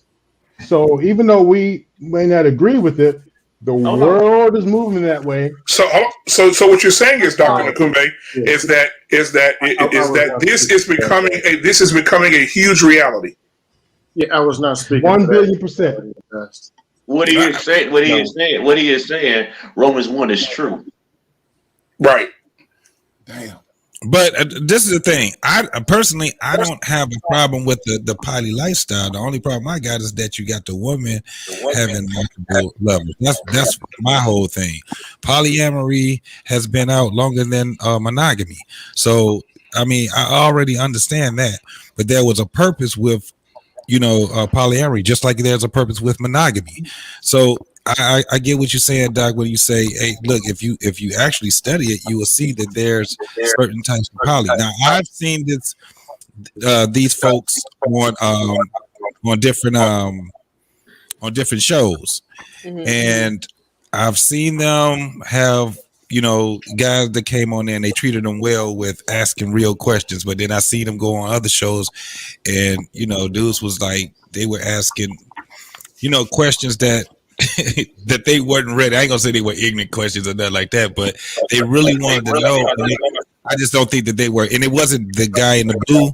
It was another guy that she was with at that time, and yeah. So they've been doing it for a long time. Like the doc say, it's definitely legit. Definitely. All right. So as we move on, yeah, go ahead, sweetheart. I just want to know, like, what's the difference? Like, why when it's a woman with two men, it's such a negative, like it's so much negative feedback as opposed to two men. I mean, to a woman, a man. It's negative either way. It's negative either way. Okay. Well, the way I look at it is this: because she is the receiver, it still goes to the point when you look at the biological of a man and a woman. It's still that she still has to be at a point of being submissive, right? That woman is not. Her husbands are submissive to her, so it's flipped around. At the end of the day, that's just what it is. If they had like children, right? How would you know whose child it is without you know what I'm saying? If they're both out here trying to get her pregnant, only one guy can get you pregnant. And then there is jealousy. Even when I've heard them talk. That's why she had another guy that was with her. He couldn't take it no more. It was at a point where he was like, all right, this is because it is progressive. And he thought that's what he wanted. So when you talk about the whole thing with women and with men, if you know anything about the poly lifestyle, that there's a big difference between women and men having multiple levels with each other. Huge difference. One of them is just biologically. She's the receiver and they're the givers. Just what it is. I'm just saying, because like I know growing up, if it was a guy dealing with two women or a multiple guys dealing, they call it a train. Or if it was this person, it's a threesome. To me, it's the same thing. You know what I'm saying? It's the same thing to me. What's the difference between the threesome and the train? That's not your wife. That's not my wife. We fucking a hoe. Right. That's a big difference. I'm not sharing my wife with no goddamn body. I'm a hog about mine. If she wasn't a virgin when you married her, you got all that stuff for years that's in her. Well, you might be right, but she's mine now. Yeah. I posted an article. I posted an article in the back chat. You're right. I mean, I ain't never had a virgin, so thing. But I heard about this for years. I just did a quick look up. Like you have African tribes where wife sharing or wife swapping is a norm. That's not a modern thing. That might have been before Christianity or Islam came to Africa. These are traditions that people may have had. Again, I'm not co-signing it, but just the fact that we're trying to call this thing modern, maybe it may not be so modern that people have been engaged in this, and the fact that you as a tribesman would offer your wife to a guest. That was tradition. When a guest came to your house, you offered your wife as as hospitality. What kind of freakish shit is this? So freaky. That's where we come from. I'm assuming. None of y'all coming to my house here. Y'all came, John the Bass, I'll be over next week, big brother. You got right. I mean, look, I got 18 reasons why you shouldn't. Can you imagine you coming over and the first thing I ask you, this is new. This isn't necessarily I got 18 reasons why you shouldn't come by. Right. This has been going on for centuries. In fact, East Asia, Africa, India, they've been doing it for America was the one pushing all this monogamy stuff. America has Valentine's Day. America has all that. So we went westernized. Okay, guys, so listen, I want to go ahead and finish the video, guys. So everybody mute up real quick. Hey, I think that feedback, I muted everybody. I think that feedback coming from your, turn your mic down some a little bit, JT. Just a little bit. If you don't mind, my brother. Let's go ahead and finish, guys. How does this sound, brother? How does this sound? Yeah, you good. So I'm gonna go ahead and let it play out, guys, because boy, this Lord. All right, Hank, what are your thoughts? Yeah, that dude's sweet. You see how his eye color changed? He got contacts in, color contact. Yeah, he's sweeter than June Jan. Look, she's living her best life. Congratulations to her and her husbands. Hey man, good luck with all that bullshit. There's no way I would share my wife with another man like this. There's no way. There's no way, man. This shit's crazy. But hey, good luck with you. All right. Wow. Damn. Hank, we'll start with Hank first because I know he has a listen. Then we go to Beautiful Anime. Hank, your thoughts? I mean, you couldn't find you a masket when neither one of them know how to use a fucking hammer and a stud finder, nothing. They just gonna go hammer into the drywall. I was thinking the same thing, Hank. I was like, man, it's a bitch. Ain't nobody can find a stud finder. You know why? Because ain't no studs in there. They get stuffy. No, it was a stud. It's a stud, though. It's a stud there, Hank. It's a stud. And now it ain't the two dudes, though. She talked about bringing somebody else in the relationship. Yeah, she did. Yeah. Now she going for the trifecta. So anybody else want to jump in? Hold on, my big brother up at the top up here. Scam Likely. What are your thoughts on the video, sir? She's a ragged ass hoe.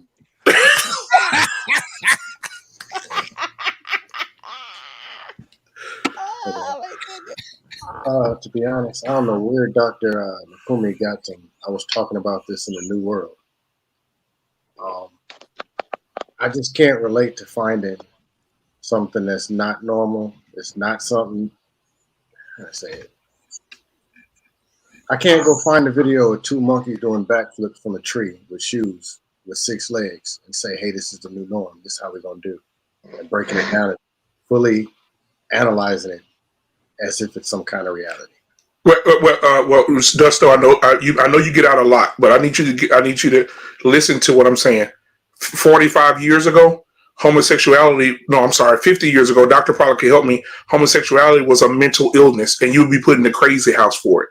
Now look how it evolved, and I guarantee you there are some scam likelies back then we didn't have the internet back then, but they probably were. There were some scam likelies in restaurants back there that's probably trolling people at restaurants saying, man, this is not a reality. It's never going to be a reality. But look at the world today, how it evolved. This right here, I believe personally, and anybody that disagrees with me, I would love to have your feedback on this. I believe that this is going to become a norm, and Dr. Nakumbe said he's got several people that he talks to, and he deals with who are clients and patients of his who are living this lifestyle. And I think this is becoming a norm, and give it 10 years and also if it wasn't becoming a norm, why are they working on laws? I'm over here Googling it right now. Thank you, Dr. Nakumbe. Why are they creating laws right now to support these marriages if it wasn't so big, or it wasn't becoming a norm? Okay. I don't disagree. Oh, that was somebody else. I'm sorry. Go ahead, Scam. Number one, people have been gay since the beginning of time. That's in the Bible. They've been gay. Mm-hmm. How it's managed, that's different. But if you're not gay and you don't plan on being it, why is it such a, oh man, they're trying to get us? If someone can compromise you and turn you gay, then you weren't masculine to begin with. Facts. But if it's such a word, then that's a whole nother problem you got going on. But who said somebody was turning somebody gay? What I'm saying is that they're coming to get us. No. You've never heard me say. Yeah, you've never heard me say somebody coming to get me because I'm like my brother John the Baptist. I got 18 reasons why. But ain't nobody gonna. But I'm just saying. I'm not threatened by anything. I'm discussing where the world is going. But the other thing was this: whatever you're looking for, you will find. So if you go on gloom.com, I want to know, because let's be real, I don't know anyone who's living like this. Even if they are, I don't want to know. I'm not going to be at their house. So do you consider this doom and gloom? Do you consider this doom and gloom? Yes, this on gloomanddoom.com, front page. So if somebody right now that's in that relationship and they got offended by you calling their relationship doom and gloom, how would you feel about that? What if No, ain't no what ifs. I'm saying, like right now, if I say something offensive about homosexuality, a homosexual person, they will get offended by anything that I may say that I don't understand or anything that would offend them. I'm saying if a person watching this right now and they're in a relationship just like what we saw in this video, and they heard you say, you know, what you just said, and they get offended by it, would you take a step back and say I apologize, or would you say I'm standing on what I believe when it comes to this type of relationship? I don't have those conversations. I don't. Mm-hmm. That's not reality. Where I went to the gym, women didn't stop me and say, "Hey, all three of us got 8 boys." That's not reality. If they did, I'm gonna ask one of them to spot me, and that's gonna be the end of the conversation. There's not a way that they're gonna throw these people into my household and force this because I'm a black man. That's not reality. The only way you can find stuff like this is if you go look for it. And no. If you want, no, Dr. Nakumbe right here. He's telling you it's not right. You got to go look for it. It's gonna be right. It's right in front of your face. Scam. If I may just explain, yesterday's show, towards the end of it, you made it very clear that we can't live in the olden times. You weren't talking about sexuality or orientation. No, I agree with you. But you were talking about punishment. We can't knock people in the head no more. We can't karate chop them in the throat no more. That we can pay to get a tire change. You weren't talking about that yesterday? No, you took what I said. And so how did you get doom and gloom and throw that into what I said? Well, no, maybe you didn't hear me. I didn't mention doom and gloom. I said, much like Scam said, the peak throat is moving forward. That's all I said. I didn't say anything about you agreed to this. I said, much like Scam said, the world is moving forward, period. No, how's that mixed? How you hear a mix in that? The world is moving backward, and you're helping them do so. Every time you click on gloom.com and put this in your subconscious mind of something that doesn't even exist in your regular life, you're helping to make that very thing happen. So hold on. So just because my kid has never seen a drag queen, I should mention one, and when he see one, he confused. What's next? Because hold on, because we had someone in the LGBTQ community say that we should sit down and talk to our kids about these things, so when they see it, they won't be confused, and they won't be misunderstood. You need to talk to your kids about where the world is going. So what I'm saying is, Scam, likely being a father myself, when my kids go to school, I've had my son come and ask me, "Daddy, I was at school today and I seen 2 boys my age kissing by the locker today." Mm-hmm. I've had my daughter tell me, "Hey, Daddy," when she was younger, "Hey, Daddy, I saw 2 girls holding hands. I saw normally, for years, girls been doing it. Girls are feminine, right?" And she said, "No, Daddy. I mean, they be hugged up, kissing each other on the neck." I said, "What?" Right? And so I had to sit down and explain to my daughter what she was seeing, Scam. So I can't. So what if I don't prepare? Listen, if you don't prepare yourself for the world, you will forever remain ignorant. Every day, we can't sit here and say everything has to be good. We got to think good. Sometimes a tornado coming. If I was in Mississippi and I walked out and I said, "Look at the sun shining," it's going to be like this every day. And the next day, that tornado came and tore the whole goddamn town up. There's good and there's bad. The Bible, there's good, there's evil. There's good weather, bad weather. There's good drinking water, bad drinking water. You got good drinking water in Texas. You got bad drinking water in Flint, Michigan. There's good and bad in everything. We have to acknowledge where the world is going. I'm not saying this is a bad thing because it's not my life, but we do need to, the kids or people who don't understand it to understand it, because then you get into a position where people fear what they don't understand and they hate what they fear. And that's what we're running into today, because people are not educating themselves on where the world is going, because in your terms, it's full of doom and gloom. But we got to stay on top of it, bro. If it's just say, for instance, we all kept our Motorola Razr phones. And nobody got Apple, nobody got the Android 23 Ultra, nobody got the Apple 13, whatever. We just kept our Razr phones. We will be so far behind. We had to evolve with the technology, just like we got to evolve with people's lifestyles. We got to talk about it. Scam, can I? Let me offer one more perspective, because I want to separate lifestyle, or if they were born with it, lifestyle versus what they feel internally. That's not even what I'm advocating. Our topic tonight is about a man, and then we talked about a black man specifically becoming more feminine, losing power, so on and so on. This particular video shows men who are not in a dominant role. It shows men who have chosen to remove the hierarchy in a relationship. As we're talking about it, it's clear that not everyone agrees on monogamy versus polygamy and so on, or polyamory versus whatever. That part is fine. If the men touch each other, or if they don't, back to Jasmine's question of it's okay for us to see, and I hear you guys' answers, but most people that I talk to is more visual, pleasing on the eyes. But we have people on the subway in New York City where men are saying they see two lesbians and threatening them to kiss to get their rocks off. You better kiss. You better kiss. All up in people's business if it's two women and two women. So we demonize it if it's one group. We celebrate it if it's another group. We can do it if it's one group. We can't do it if it's another group. That part is probably not what I'm getting into. If you go to my website, drnakambi.com, I help them get to the root of the problem so they can grow forward. And I see couple after couple, triads, poly, all this stuff, all the combinations. I see them all with kids and without kids. Kids are highly influenced. Kids are confused. So you have to, at least for me, in my role as a psychologist, as licensed and as a certified coach, I take the duty to make sure parents are teaching or being cautious around their kids. Just the same way they smoke weed in front of their kids, the same way they do meth in front of their kids, the same way they do all these things that are inappropriate in front of their kids. If you are going to engage in same gender loving and all this stuff, and you're going to have multiple partners at some point, and you have to figure out what is a good mature age to teach, because you could be reckless with it and you're not teaching them anything, you're actually doing more damage.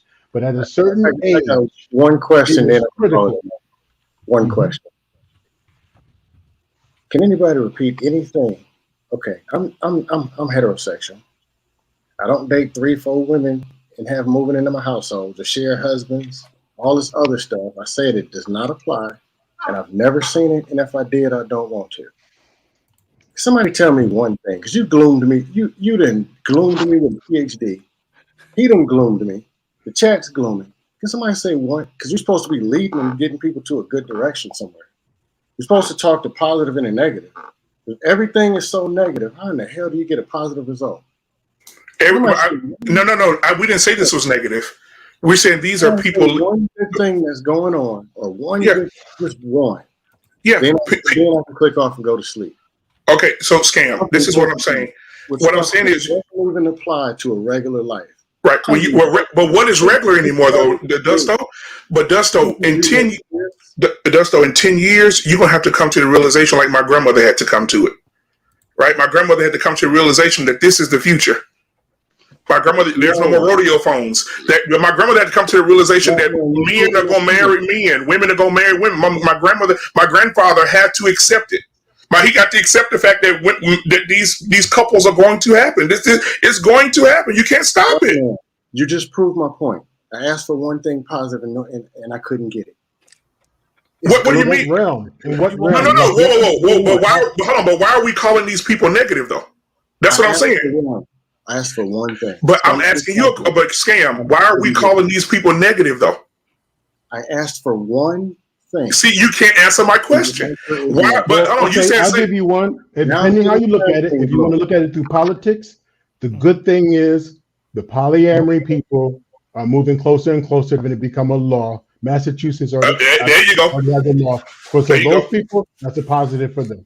Yep, there you go. If you want another positive, someone who knows people in polyamorous relationships, it is complex because it's a lot. Y'all have a good night. They can be. All right, big brother. I'll call you tomorrow. Gloom. Hey, my boy Scam had a privileged life, man. That's my boy. I love him to death. My brother. But I just want my brother to see. He gonna have to be able to see it. I wish I could just put him in Southside Chicago for 3 weeks. He'll come back with a whole different perspective. I really want to address some of this because all these things are something I know people who are in poly relationships actively now. And I grew up in the South Side of Chicago and had to unlearn some of the things that I've heard on this panel, which I'll be honest, it's caused me to physically cringe to hear some of it because I know where that came from. And I know that if I hadn't learned what I learned, I'd still be that type of guy, saying really off the wall things that are highly offensive, but we're laughing off as jokes. So one thing for a poly relationship is complex. It's two separate relationships, and one relationship is already difficult for the vast majority of people. I mean, most people here and have relationships that fell apart at some point that you thought was great and it was wonderful and it was rainbows, and then eventually you fall in love. You can also fall out of love if it doesn't work out. So it happens. Now, with a poly relationship, you have to manage two of those at the same time. Some people don't have that capacity. I can't juggle oranges, so that's not my capacity to do that. I can't juggle two people in a relationship like that. I don't have that emotional depth and intelligence inside of me. It would exhaust me to even think about, so I don't cheat. I can't even imagine being bothered with multiple women at the same time anymore because it's too exhausting. It's tiresome to always juggle a bunch of people at the same time. I don't like to juggle my own damn friends, and they all are my friends that I love and care for. So when it comes to these relationships, these aren't new. I want to address that real quick because I know we said 50 years ago, homosexuality was seen as a mental illness. I mean, 2,000 years ago, people thought that the earth was being revolved by the sun, not the other way around. And they were willing to fight and die over it. 40 years ago, back in 1948, when my mother was born, she was born left-handed in Lake Providence, Louisiana. You know, whoa, you lying to me? No, nope. Your mama from LP? Yes, right. Lake Providence, Louisiana, on the plantation, bro. I'm from Rayville, bro. Like 30 miles up the road, bro. That's crazy, bro. Yes, indeed. Wow. Go ahead. 5 generations removed. I knew your ass was a country boy. I knew it. I'm 5 generations removed from a plantation. Like my grandmother grew up picking cotton. Yeah. It goes deep for me. So my mother grew up left-handed naturally, but back in the day, being left-handed was seen as the lesser than. So what did they do? They forced her to learn to write with her right hand, even though she naturally is inclinated in her mind, in psychology, in her brain, is to use her left hand. And she was punished so much for doing that she forced herself to learn to acclimate and survive by using her right hand. That's the same thing that we've done to most minority groups, including those that y'all consider homosexuals. They've been around for as long as recorded history. You might not be aware of it. You might not know of it. But if you look hard enough, and all of throughout recorded history, homosexuality is there. I mean, and we also tend to equate it as not being masculine. Alexander the Great conquered like 3/4 of the world, and he was gay as shit. He was the gayest of gay, had not a man or woman in his life, really. Who was that? Alexander the Great. Oh, yeah. He was, yeah. You sure right, brother. You preaching tonight. Go ahead. Bro. So when I say there's a misconception that we equate homosexuality with somehow being lesser than in weakness, when it's just a different type of energy. If a guy is born, as we understand, left-handed people are born that way. They don't choose that way. They don't decide they want to be left-handed. When they come out the womb conceived, their brain tells them, use your left hand. This is your dominant hand. If you're right-handed, you're chose that way. People that are gay are the same way. You don't choose to be gay just like Ace, I can't rock with you on that one, bro. Let me cook. I'm almost done, I promise. Same way that everybody here was, if you're born hetero, nobody has done anything that's ever made you think, you know what, I'm kind of heterosexual. You just were born that way, and those were your natural desires as you grew up. If you were homosexual, those things would seem as foreign to you as a left-handed person trying to write right-handed. It just wouldn't feel right to you. So if all these things are natural, it's not that it's happening more now. It's not that it's somehow just an explosion or an agenda. Literally, we're just becoming more accepting of a society and not forcing left-handed people to be right-handed. That's it. If you look at everything through that lens, people aren't being more homosexual now. People are being less punished than they have been historically for being homosexual. But even now today, we can't act like homosexual people don't get murdered just for being homosexual. Just for being who they naturally feel they are, there are people that live around these streets in America that will gladly put them down without a second thought and without a blink of an eye. So, and honestly, what are we really talking about here? Is it that we don't understand, or that we fear that society is just accepting people that have already been here and are just wanting to be equal. I have a question. Does anyone have the application with them? The application you filled out when you were either conceived or were 2 years old, and you got to select if you want to be homo, hetero, white, black? Anyone of you have your application with you where you filled it out for your higher power? I was getting ready to go there. Yeah, I don't keep mine with me. I know if you're in the military, you carry a body bag if you go to war. But anyone have the application with them where you said, God, higher power, whoever, make me, and I better be? Did you choose? Where did you choose? So, are you asking the same way? Did we sign to apply to be murderers? Yeah. Actually, that's another whole category. We can get into that one too. Yeah, I was going to say murder is a behavior. Murder is a behavior. That's a psychotic. You're in my wheelhouse now. So, no one chose to do murder, but you can learn some stuff that would get you going. Yeah. I mean, but again, I'm not pushing I've actually heard scientists say that murders are like psychologically like DNA to be murderers. Now, hold on. Now, let me say something to that. Because Jeffrey Dahmer, when he passed away, they donated his brain to science. Y'all got to go Google this. This is amazing. And they found something in his brain that is different than a part of his brain that was different than any other human brain that they've seen at that time. Yeah. And that part of the brain caused him to. Let me tell you how the scientists explained it. He said, you know how a man ejaculates with a woman, and that feeling and that rush that he gets when he ejaculates, and it makes him feel good when he's making love. He said that's how Jeffrey Dahmer felt when he was taking people's lives. Yes, it's a dopamine. Exactly. But black man, when you said about Jeffrey Dahmer, what did they do to Jeffrey Dahmer? Oh, he gone. Oh, but see now you're switching it from him being that way to what did they do to him? Completely different. Talking about if there are people who are actually like that. You can. But I don't want to take off topic from tonight's topic. Can I say something right quick? Yeah, after you, then we get Jasmine back in here. Then we get beautiful animated Jasmine, then JT. My bad. I just want to say that scientists have also tested the brains of gay men and found that a lot of them have similarities to the female brain. So in that sense, they are. You opening up Pandora's box tonight. I'm not saying everyone is, but some are. I got something for your ass when you get done. Bring you know I love you, sis. Okay, so listen. Go ahead. Let me tell you what happened, sis. So you just said, I agree with you. I agree with you on that because I read something similar. But watch this. A lot of people didn't believe me yesterday when I said this. Everybody went crazy in the chat, right? When I was on with Security Boss. Scientists have discovered they weren't even looking for this, guys. Scientists have discovered they were looking for cancer, ovarian cancer, breast cancer, things that women get at a high rate. They were trying to find ways to combat cancer. But guess what they end up finding in the brain of women? Sperm from men that they slept with. Now, I remember Mr. Bennett said that his wife wanted to donate bone marrow, but his DNA was a part of his wife's. You remember telling me that, Mr. Bennett? Or am I wrong? Yes. So it is. So if that happened to Mr. Bennett, this scientist is not lying. Now, what happened is they say women have passed away, and they did autopsies on women and found different 2, 3, 4 different types of sperm in these women DNAs from men they slept with. They've been carrying other men's sperm in their bodies for 50 years.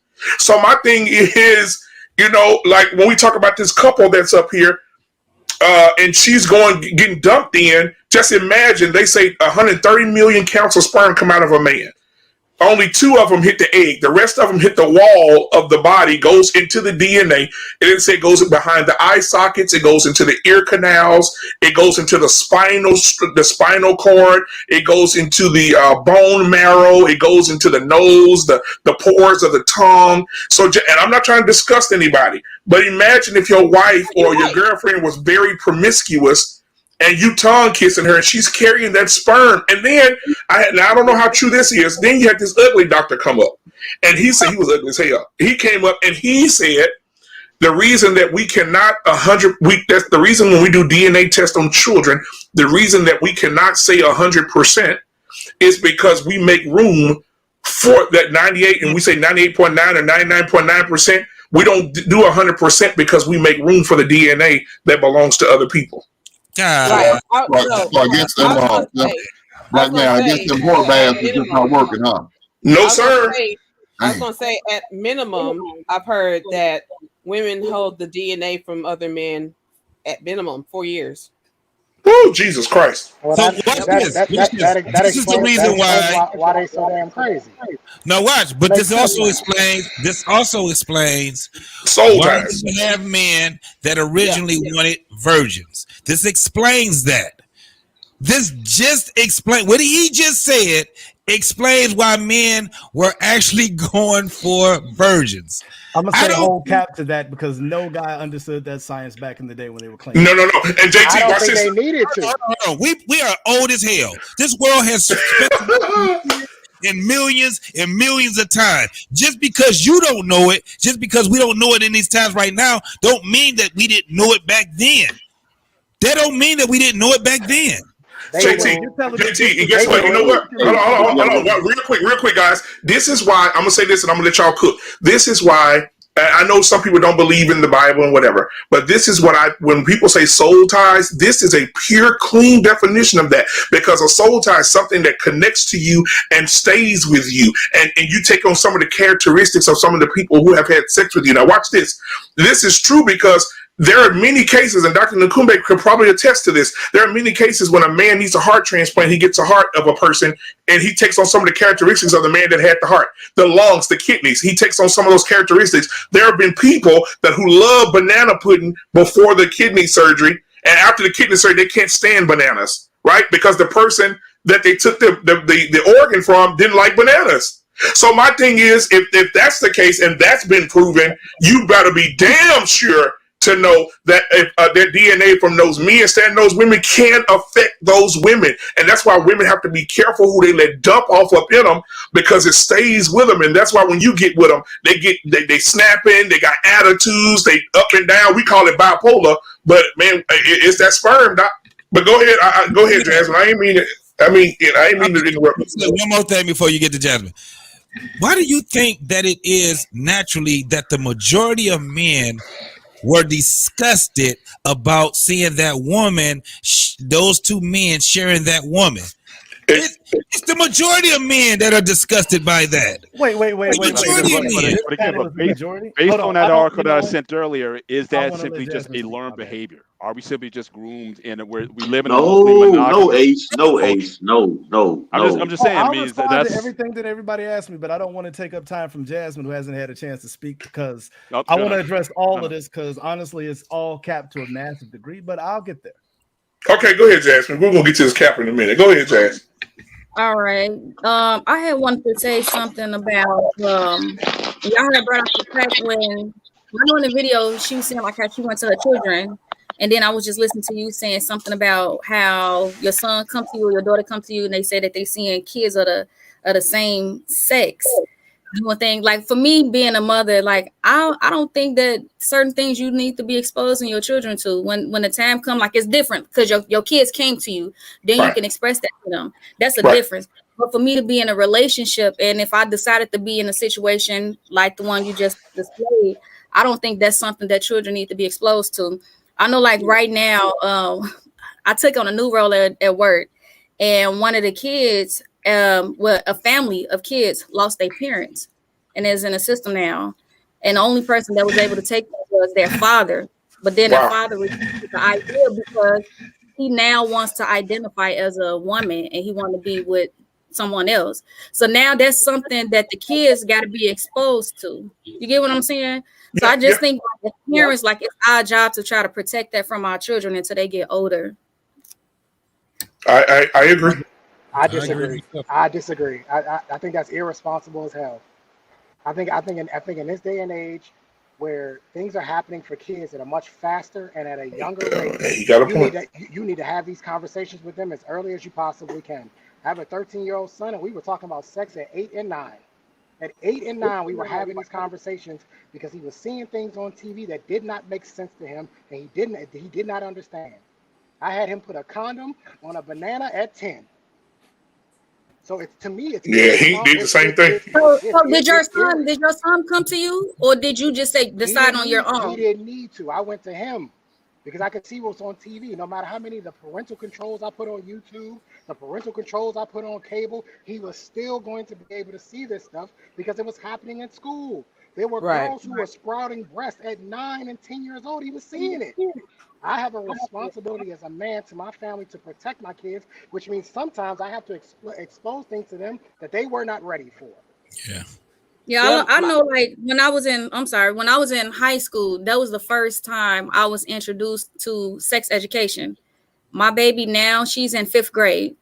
So one day I get an email from the school and they asked me about sex education. I'm like, okay, well, don't this stuff happen in high school? I was expecting to be talking about this in high school.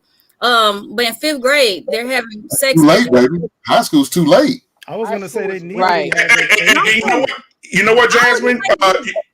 You know what, Jasmine? Everybody else, but I know my freshman year in high school was when I was introduced to sex ed. But I'm saying that was different. Now I guess we're living in a new time because you got other factors. You got like the technology, the kids be on YouTube. So I mean, I get what Trey is talking about, protecting your kids. But I mean, like to just expose them 24/7 and go to your children and say, okay, well, mama finna be with your daddy and I'm finna be with another man and we finna have a conversation about that. I don't think you should be doing that as a parent. And you know what, Jasmine? I'm gonna add to what Jasmine said. Hey, let me ask you a question. Hey, how old you were at the school, and you said you went in the bathroom and found condoms? How old were those kids at the school at the time? They was in the 5th grade, so whatever the 5th grade is, what, about 10?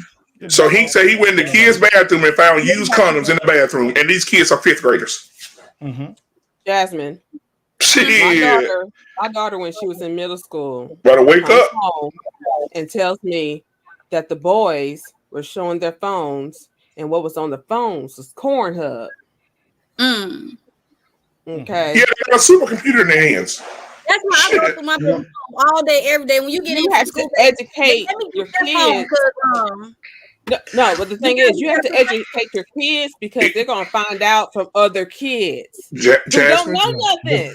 Jasmine, welcome to the show tonight, but I want to tell you something. It's inevitable. You can't stop it. You can take your kids' phones. You can take their tablets. Matter of fact, kids can go to google.com and go incognito and you'll never fucking know what they saw. I'm telling you right now. The big difference is between teaching values and teaching and educating. Just two different things.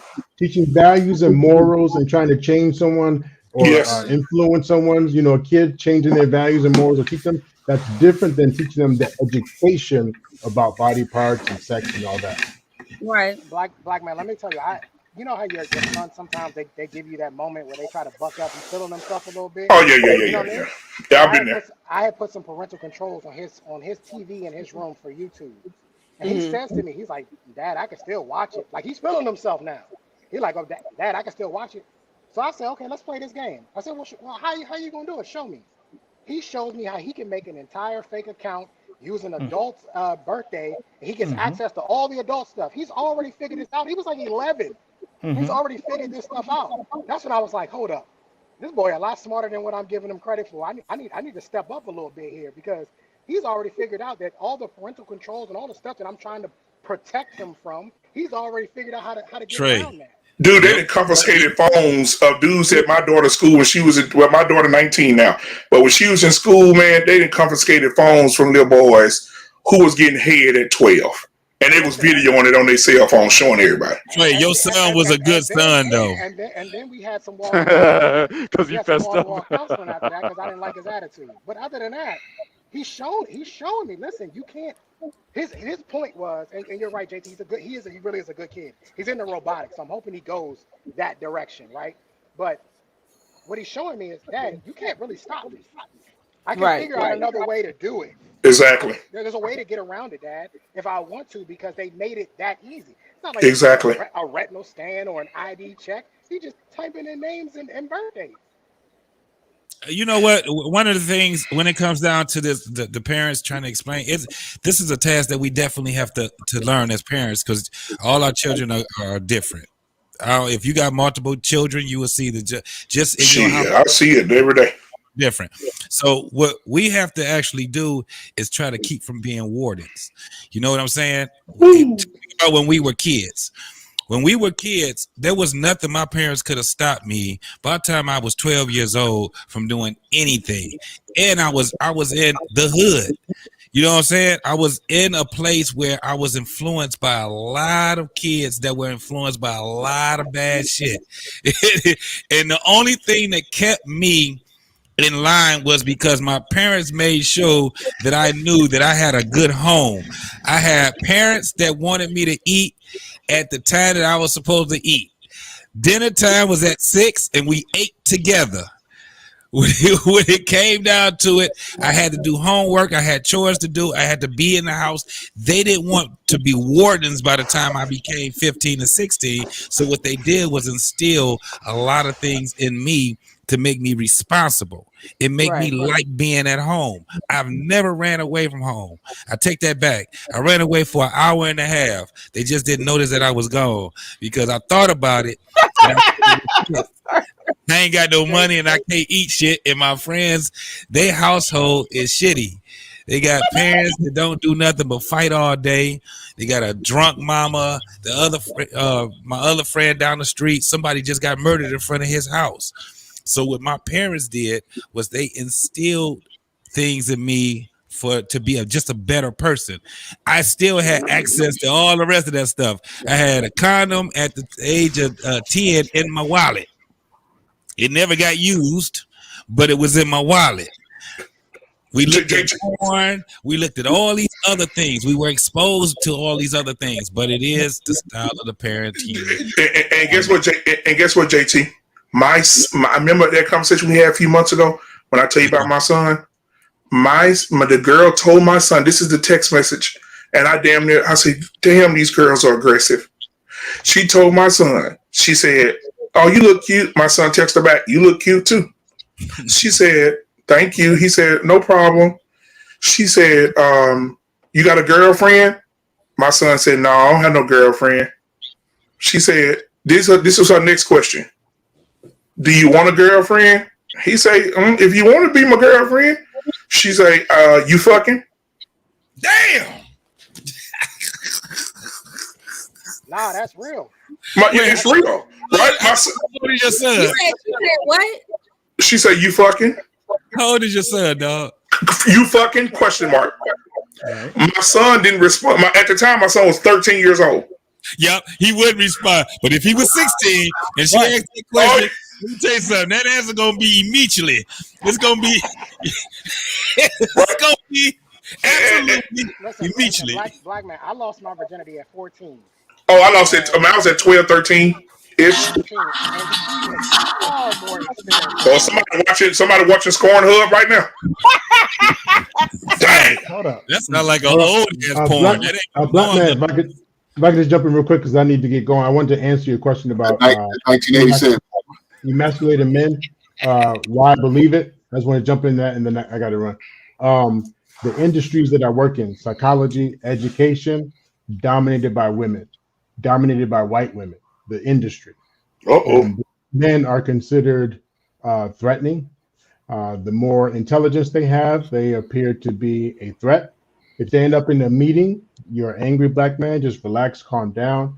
And if you are well liked or well perceived or whatever, it takes work to stay in the industry because we're talking about not only not so much about if they become more feminine, but reducing power, reducing likability, and reducing that hierarchy where men should do this and men should do that. If you look at our sports, look at the last 5 years, the sportscasters went from predominantly men to women.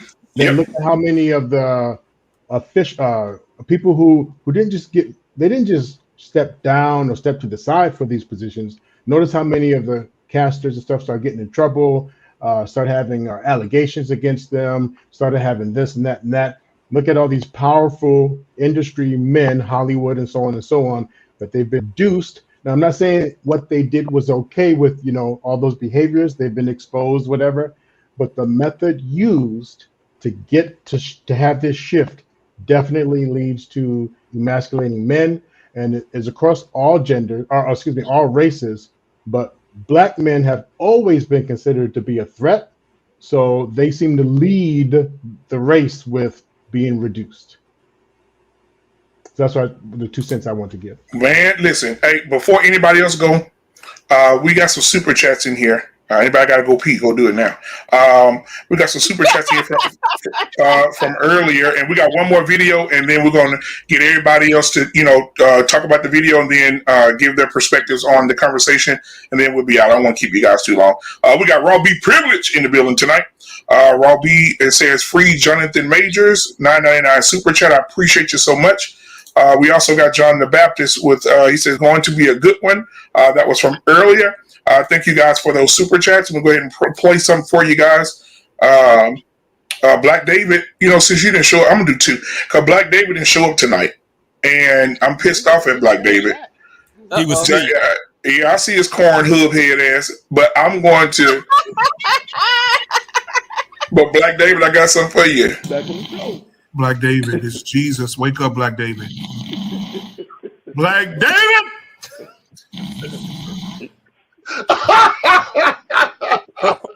Oh, Lord. Oh, Lord. All right, man. So I'm gonna go ahead.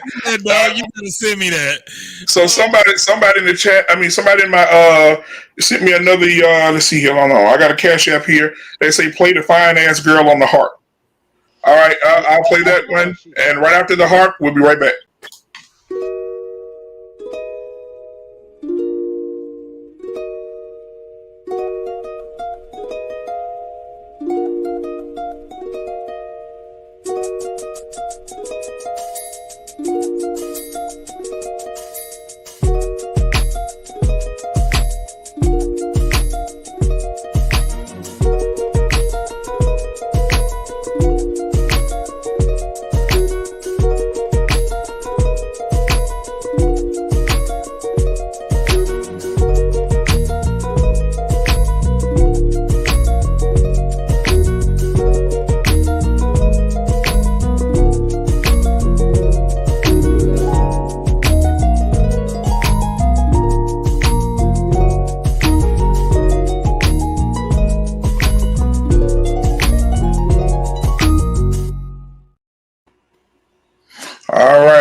All right.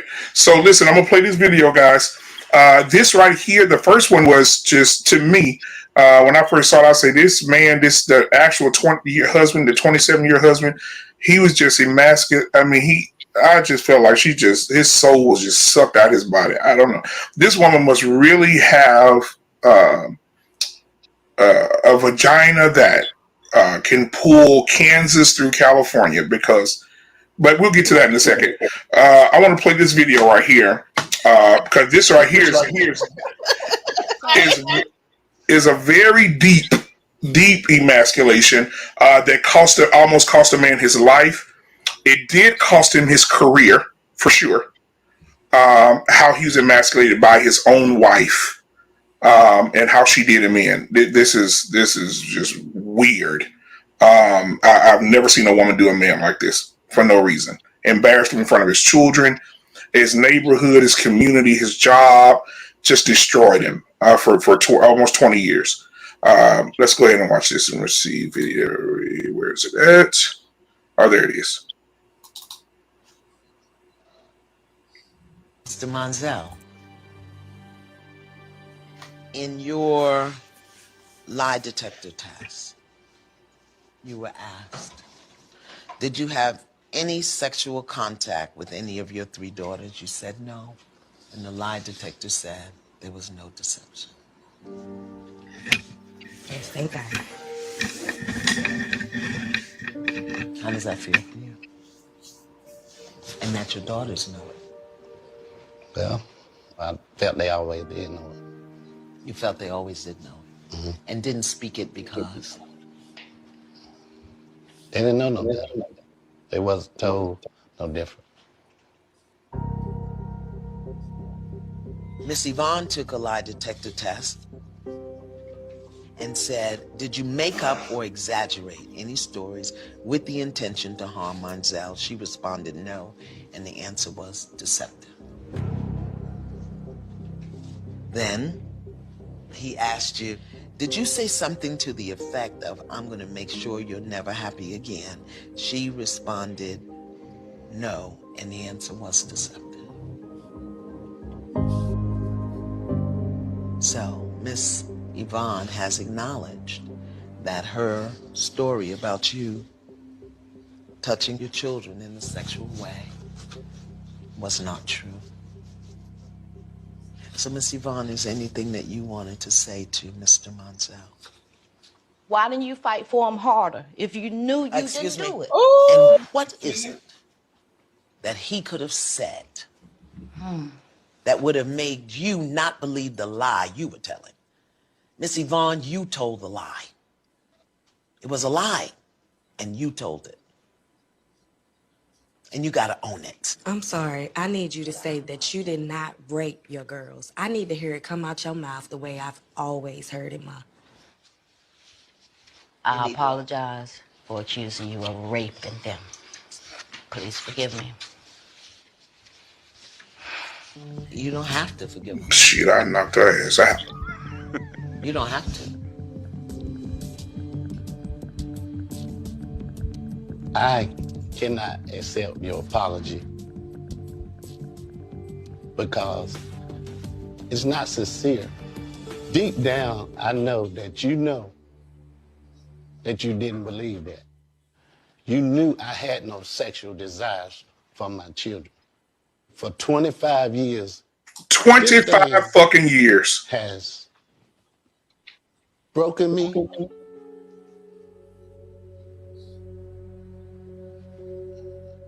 You don't know.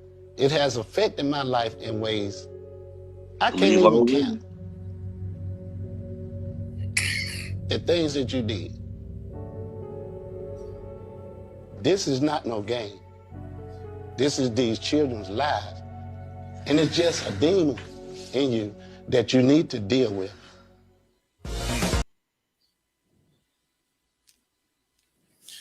Dude, listen, man. I just want everybody to take a breather. Don't nobody say nothing. Just take a breather. This is one of the cases that got caught.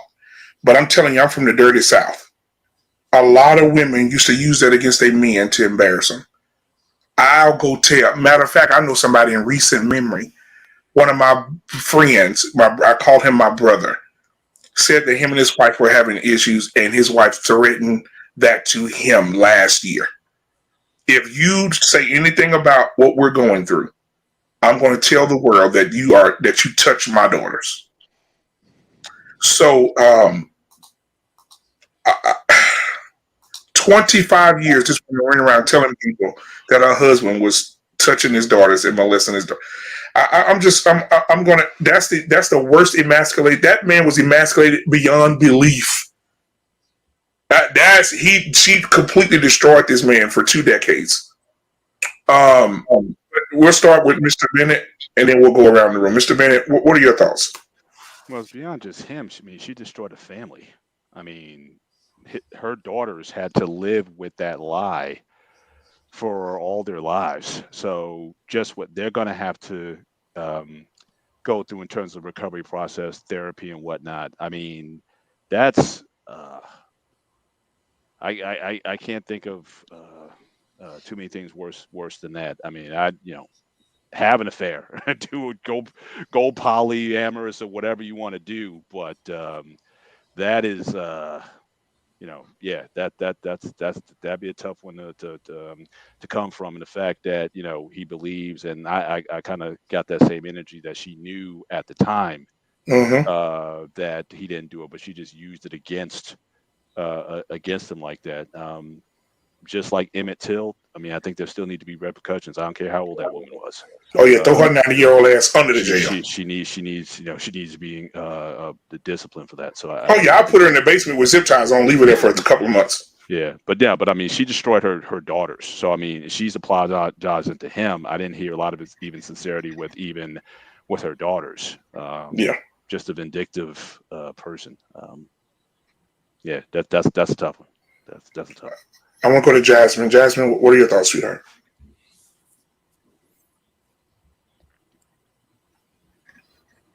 My bad, I had to unmute myself. I don't know, just watching that video, it was kind of triggering because nowadays you have so many children experience that, and the parents may know and may not even say nothing. And here you got this innocent man that's doing nothing but loving his family, going through something like that. Um, when I looked at it, I thought that she was bitter. She was trying to control this man. And the only thing I could think of is hurt people, damage people, damage people. And just think about all the emotional trauma that their daughters are going to experience. Even now, besides the daughters, him, that's a lot. That's a lot. I could just imagine being a man and you doing all of these things for your family. You doing all these things for your family, and no matter you on the straight and narrow, you doing everything right. But because this lady cannot control you, she's coming up with this lie, destroying not just your life, but your children's lives. And then now you going to work, other people finding out about this stuff. So I can just imagine the embarrassment that's causing too. I believe she needs to be punished too. I really do think she needs to be punished, but that's bogus. That's really bogus. Where's she at? Her address. Man, you know what I'm saying? Let me want to meet her up. So we get man. I know, Trey, what are your thoughts, man? What do you think? Well, first of all, between the last video and this video, I've seen bridges made out of toothpicks that were stronger than these men.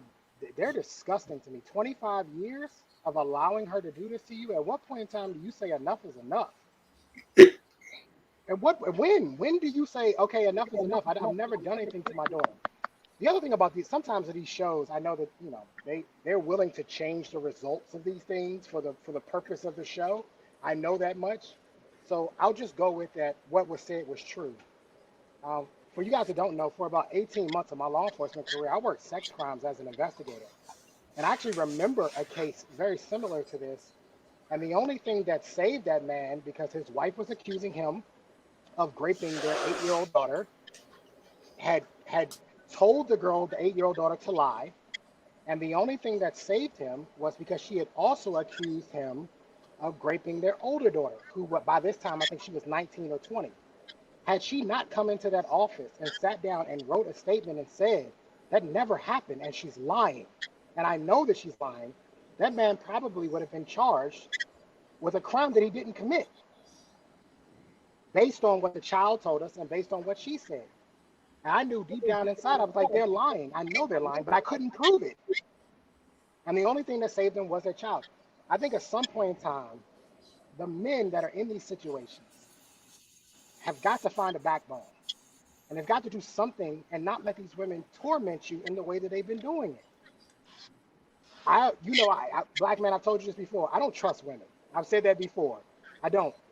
But when I say that, I mean it in a way of, I trust you to do exactly what you're going to do, what you're capable of doing. And I spent time in the military, 8 years. I have seen women do savage and horrible things to men and smile in the face and act like it never happened. So I know that people are capable of some of the most horrible things. But to let this go on for 25 years says more about you than it does about her. Why? Why did you let her torment you like this for 25 years? And then you put your business out on Front Street on a nationally syndicated television show. I'm confused. I'm confused. Man, let's get beautifully animated. I heard you had to mute yourself too, baby. What are your thoughts? You don't want to talk about it? I know it, baby. I'm so fucking pissed. Yeah. Like, my soul is on fire. As a kid that was messed with by family, it's not a joking matter, and that bitch is making light of it. As a person who has to fight off a rapist, I'm so fucking pissed. Mm-hmm. I'm so fucking pissed. So fucking pissed.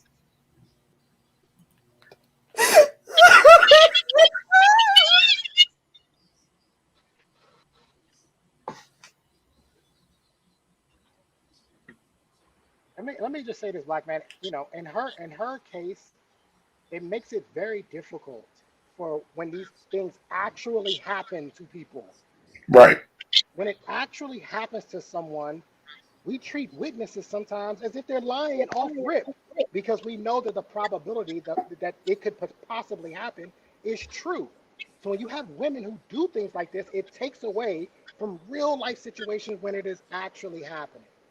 Yeah. Let's get John the Baptist, then we'll get Hank JT. John the Baptist, what are your thoughts? So, no disrespect, but I kind of want to go against what Trey said a little bit about how it makes the man look for 25 years of putting up with that. I would agree with Trey though when he talks about coming on national TV. I don't think I went on national TV with that, but I don't think it made this man look weak at all. What I look at the situation is, if a woman would have done that to me, right, wrong, or indifferent, in that situation, I would have said, damn her and damn the kids. Because what she is doing now is she is putting the state and putting a target on my back.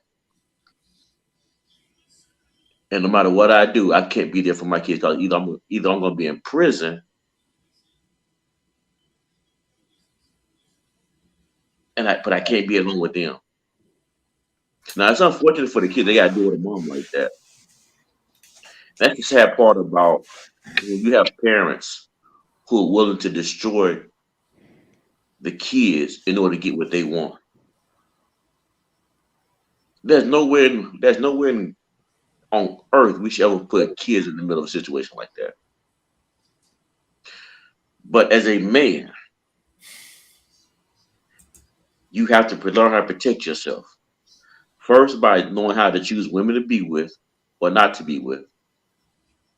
Because this will happen to you.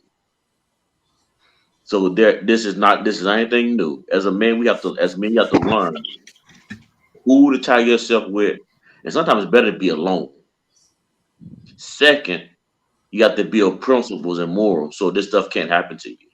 Right. Because we can ride down the street and the police can misidentify them. But for this to happen at home? And you know what, man?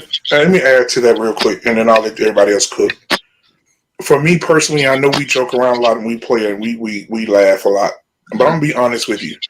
As a man, if I was sitting in that chair and for 25 years, this woman has been telling my babies, my daughters, that I've been touching them. Y'all, if you want more context, guys, please go watch the full episode. If you really want to get pissed off, watch the full episode. This one was going around their community, exposing this man, telling people that he was touching his daughter, telling his daughters, while y'all sleep, he molesting y'all.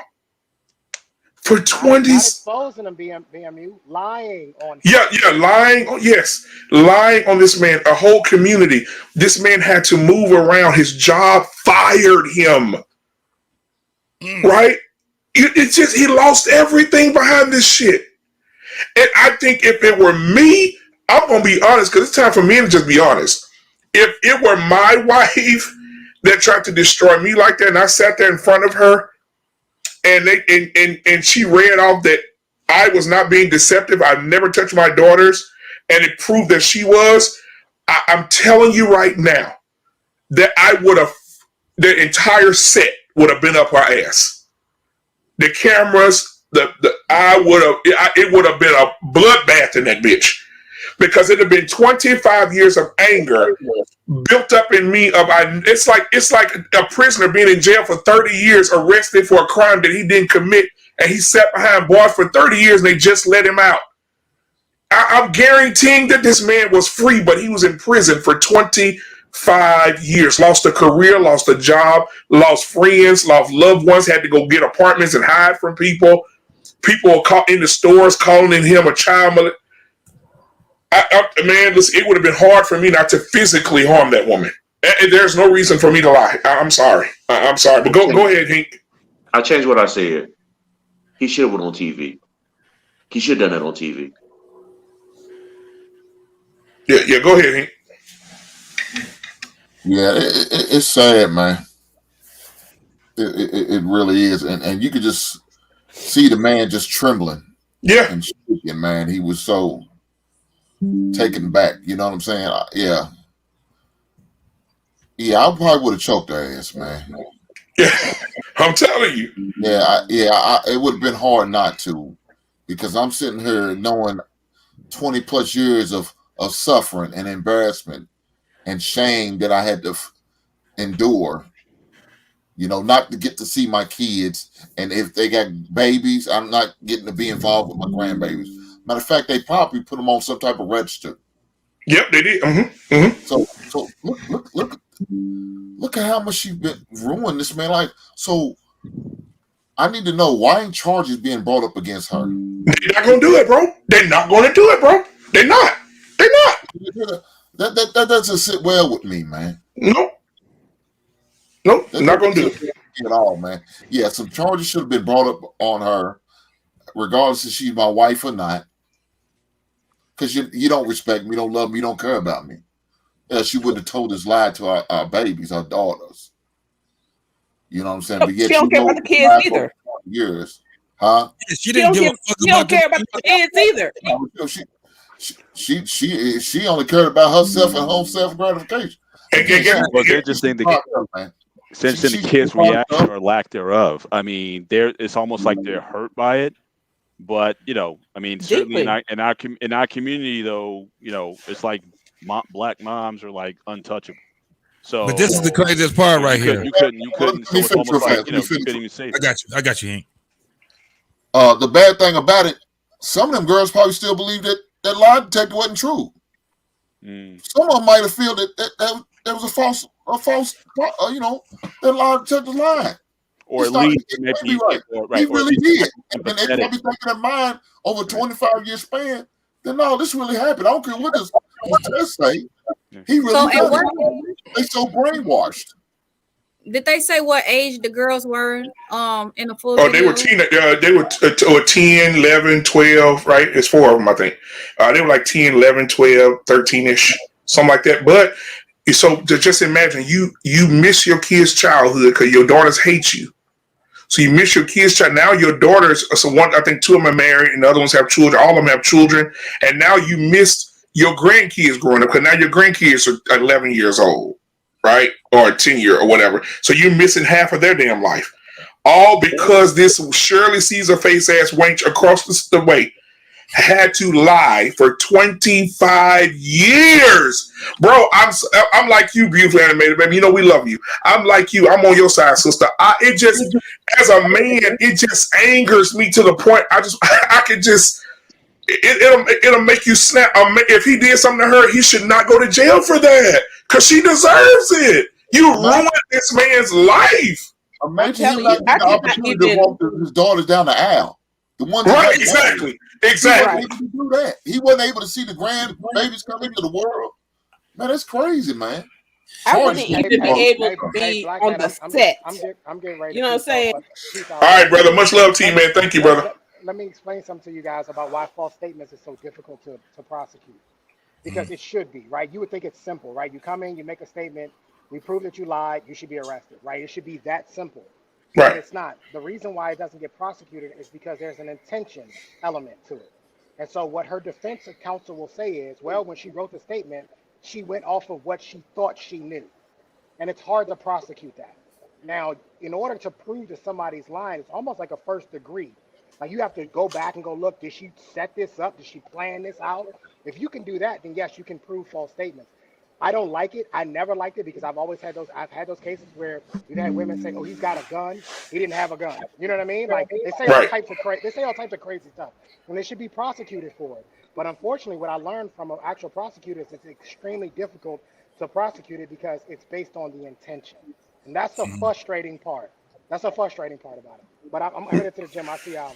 All right, Trey, man. Appreciate you, brother. Let me go ahead and get my brother Ace. Go ahead and well, I'll let Ace go last.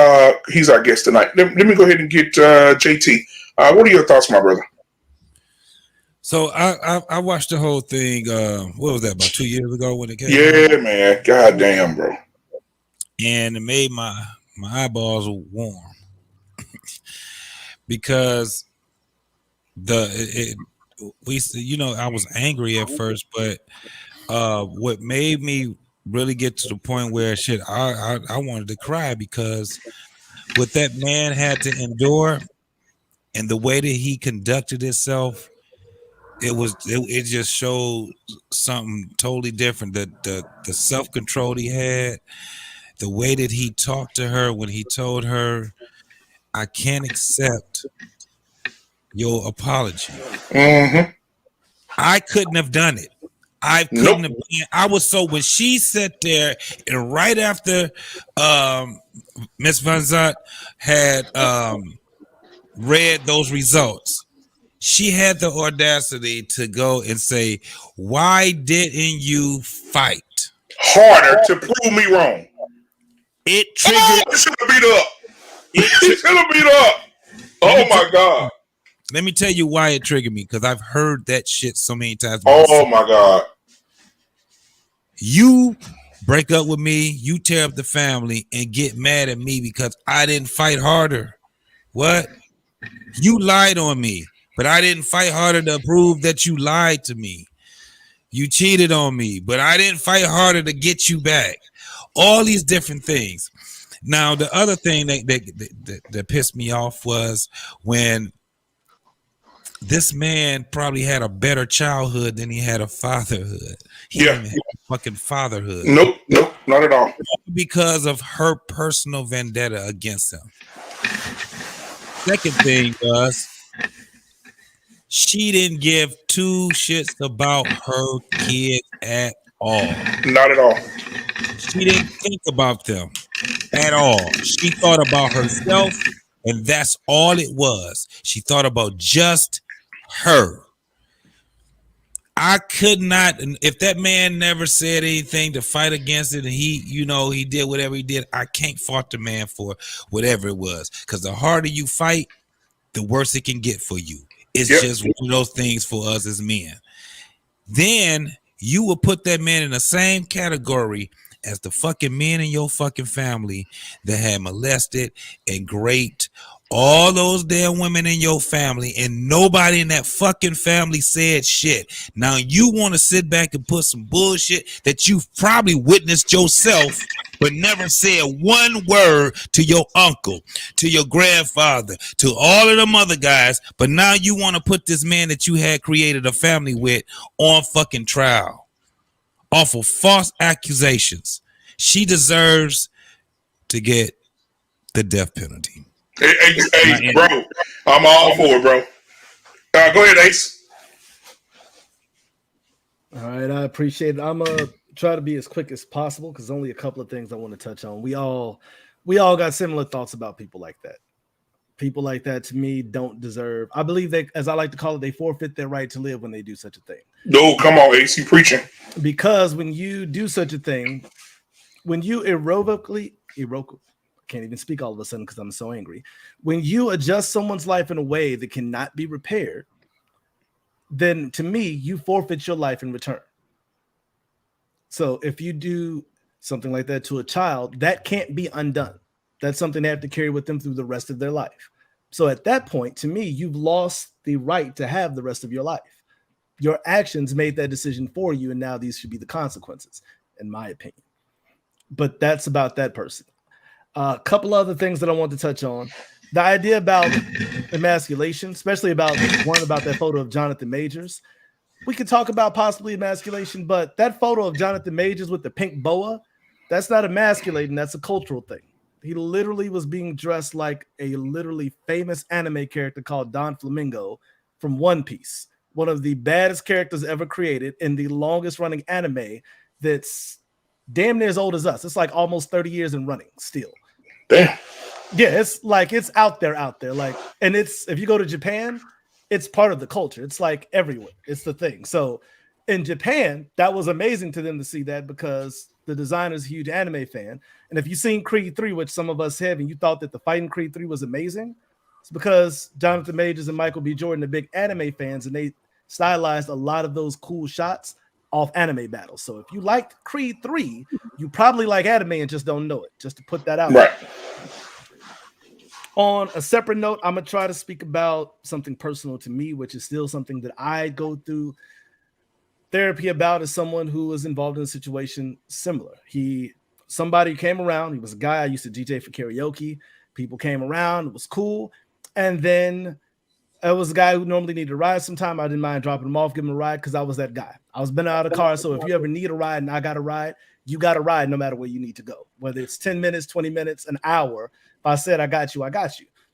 So I had been dropping him off, been cool, and had him stay with me places and stuff like that. Come to find out that someone that I had begun dating mentioned that one of the times she had given him a ride home and he had made a lot of unwanted advances. It didn't go to the extreme, but it went enough where it was traumatizing as all shit.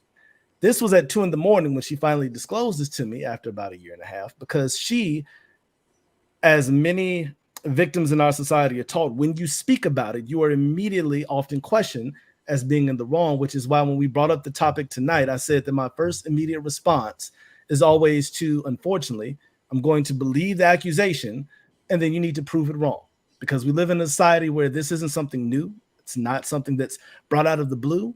In every situation and interaction, at a certain point, you need to protect yourself. And they have many tools to do it in many different ways. If you're unfamiliar with it, a Google search will give you all of it. If you want to have relations with somebody and it may seem things like get a little wild, there's literally consent apps that you can download that will record everything that you have. So later, if they say, well, I didn't agree to that, like, no, this is what you agreed to at the time. So that's why I did it. This is what I was going by because that's what you told me. That's good shit, Ace. That's real good. And real quick, if I may add, the other night, man, I think you were on the panel with us that night. We had men's night when Dr. Nakumbe said, now they've added to raping a woman, they've added coercion. So that means if I go to my woman and I say, baby, give me some, and she said, no, I don't feel like it. I said, baby, come on now. She said, oh, okay, go ahead. And I have sex with her. That's great. That's crazy. I'll say it this way, because there's often a power dynamic. If somebody is constantly being harassed for something and the negative consequences of that is saying no, people will often say yes, especially in those situations, because it can turn negative and bad in many situations. But for me, the only reason why I could think of why he might not have done more, just not knowing the full story, because I didn't want to go into more details about it than I already know, is because the victim in that story, because me, as many of you said, even though it was 2 a.m, I was getting dressed and on the way because I knew where he lived. It was him and his whole family was going to have a visit and I got there about 2:30. It had been a whole he was out in the country. I'd had at least a good 30, 45 minutes with him before anybody could have got there immediately, which would have been more than enough time for whatever I needed to do. But the reason is that she grabbed me and asked me to stop because she wanted it to not become more than it already has, because while for me it was a righteous anger moment, for her it's a triggering trauma every single time that it's addressed. Wow. Yeah. Every single time. So while for me I can be righteous in my fury, I want to smite him with the power of 1,000 suns, but for her, every time it's even mentioned, it's earth-shattering because she has to relive through all that, which isn't my right to put her through. So even to this day, I respect it. But as he knows, if he even comes within city limits and I find him, it is what it is. It's on site. On site. It's on site. If I see you is where I see you. And if I see you while I'm in my car, I'm not pausing, bro. I got an SUV and I got full coverage. I'm good. I got the $500 deductible. You know what? I'll say this as well. Before we go to our final thoughts, I want to say I can't pull it up. Mr. Bennett won't let me. Damn it, I'm mad. But Mr. Bennett, I want to say happy anniversary to Mr. Bennett and his wife. He put in the chat happy. He's been a member of this channel for 8 months, man. Thank you so much, Mr. Bennett, for always being here for me, man. He says happy 26th anniversary to my beautiful, blessed, bodacious. Oh, wait a minute. I don't think I want to read all this. Bubblicious, bootylicious, benevolent, banging, black, white. Shit. He says season 27 starts now, man. Congratulations. Hit that clap for me, JT. Congratulations. for on your 27 years of marriage, man. We love you and your wife, man. We appreciate you, brother. Thank you so much. And I'm gonna let this little girl sing to you real quick because I think I got something here for you. Some girl over here can sing to you. Somebody. I was gonna let Beautiful Anime do it, but she do too much. She started taking off her clothes and shit. We ain't got time for that tonight. Yeah, we ain't got time for that shit tonight. Let's keep them clothes out. So let me see where she is. Shit. I think I got her right here. Hold on. You know what? I'm just gonna give you white chocolate, man. You want white chocolate? Yep, that'll work. All right, here we go. Let's get white chocolate. Here we go. Let's go, white chocolate.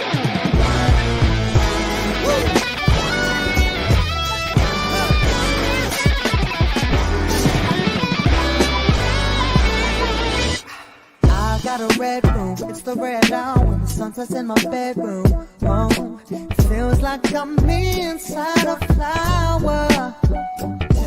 It feels like I'm inside feels like I'm inside a flower.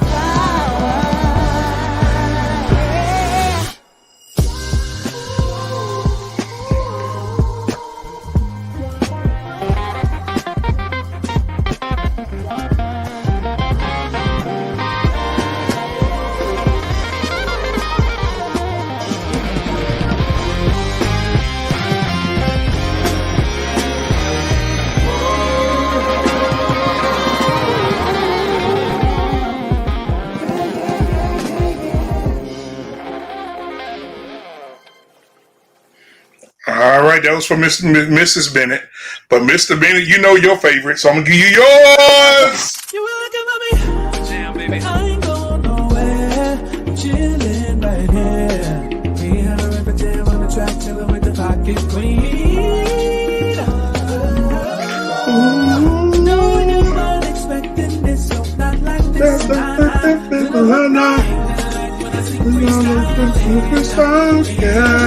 Yeah. It's good, yeah.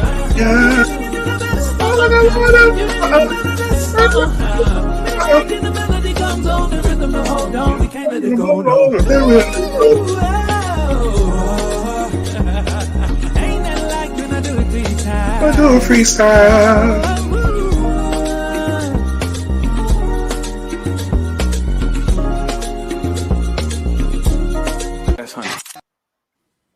Yeah, Mr. Bennett, that was for you, my boy. Happy anniversary, man. Yeah, absolutely, man. We appreciate you, man. Listen, we also, Ace, before you leave, and also, Jasmine, before we get to final thoughts and everybody get their final thoughts out, I want you guys to know that we're sponsored by a new device that just came out for women and men to use. And I want to play the commercial, and after that, we'll get final thoughts. Here we go. Hi there, Black Men Unfiltered. Listen, today we have a special offer. We have the Wig Snatcher 1000 on sale for $19.99. Get yours now. Are you tired of your wife getting up every day looking like Rick James? Are you tired of your wife getting up every day looking like James Brown? You don't have to do it any longer. You don't have to suffer anymore. We have the Wig Snatcher 1000. We have them on sale now, $19.99. Get yours today.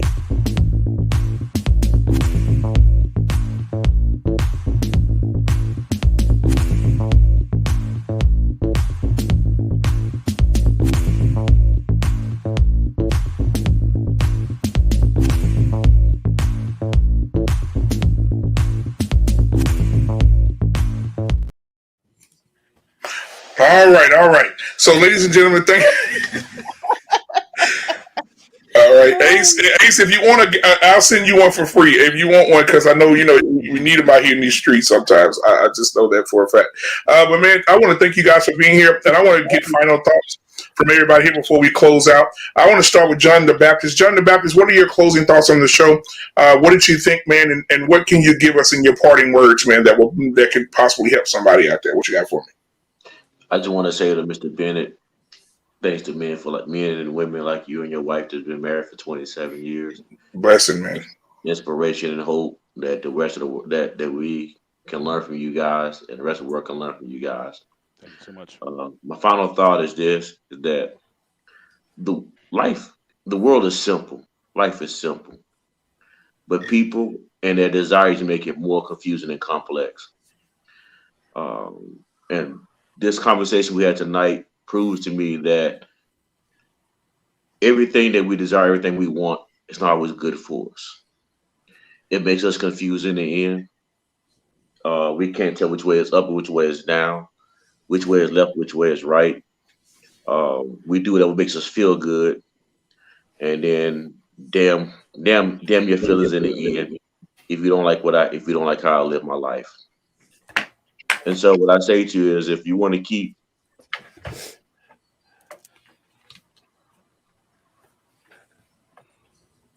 Still there? Yeah, I'm still here. That's why I was trying to say something.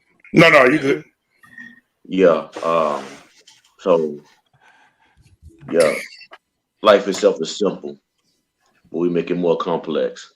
So that's my final thought.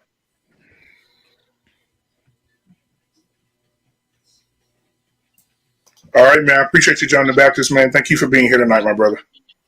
Thank you. All right. Let's see. Let's get my boy JT in here, man. JT. No, we'll let JT go last. I won't let the ladies go. Jasmine. Jasmine has a skincare line, guys, and she's very good at it. And so I want her to be able to promote that as well as give us your final thoughts. Okay, not only do I have a skincare line, I have a Black-owned spa. So yeah. Come on, girl. You better talk your shit tonight. Where are you located at? You know what I'm saying? Joliet. I'm located in Joliet. My final thoughts is, I'm not gonna lie. First of all, I want to apologize for being late because I'm normally an early person. Oh, you okay? And I want to thank you for having me on the show. I appreciate that. Bennett, I want to say congratulations on the anniversary. Well, happy anniversary. When I listened to the show of just being on the panel today, the only thing I thought about is triggers. Seeing a person that always speaks about healing, trauma, and stuff like that. All I could think about is triggers. Us as people, we need to learn our triggers because a lot of times some things are better left unsaid. Mm-hmm. Especially when you're dealing with people that have these things. I do know now we're living in a time where change is inevitable, especially when it comes to different sexuality, and that's just something that we can't escape. But at the end of the day, if it doesn't apply, let it fly. If it's not your lifestyle, I don't think that's something that you got to get involved in. Y'all can find me here on Jasmine Says It All, where I talk about trauma, healing, and having a healthy relationship with yourself on Wednesdays at 7:30. So yeah. All right, thank you so much, Jazz, and make sure y'all hit her up for any skincare products and that spa. Period. Period. All right, Jasmine, thank you so much for being here. I'll send you another DM because I like your perspective, and it'll be great to have you on more often. Thank you. All right, sweetheart. Oh, keep in mind the first Tuesday of every month is Women's Night, so it's gonna be like I'm gonna have a whole bunch of women on the panel. Y'all gonna be talking about whatever. I don't know what y'all gonna be talking about, but I will definitely send you the invite. And your girl will be beautifully animated to be here too. So yeah, I'll send that out to you. All right, have a good night, sweetheart. All right, Ace. Ace is the place where the helpful heart bears folks. Go ahead. I'm sorry. Hey, look, bro. I knew it was coming at some point. I'm sorry that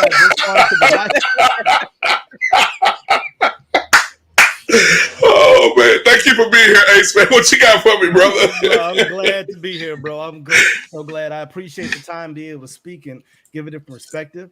The best thing that I can say about this is two things. Something we seem to find always is the baseline for a lot of stuff: generational trauma.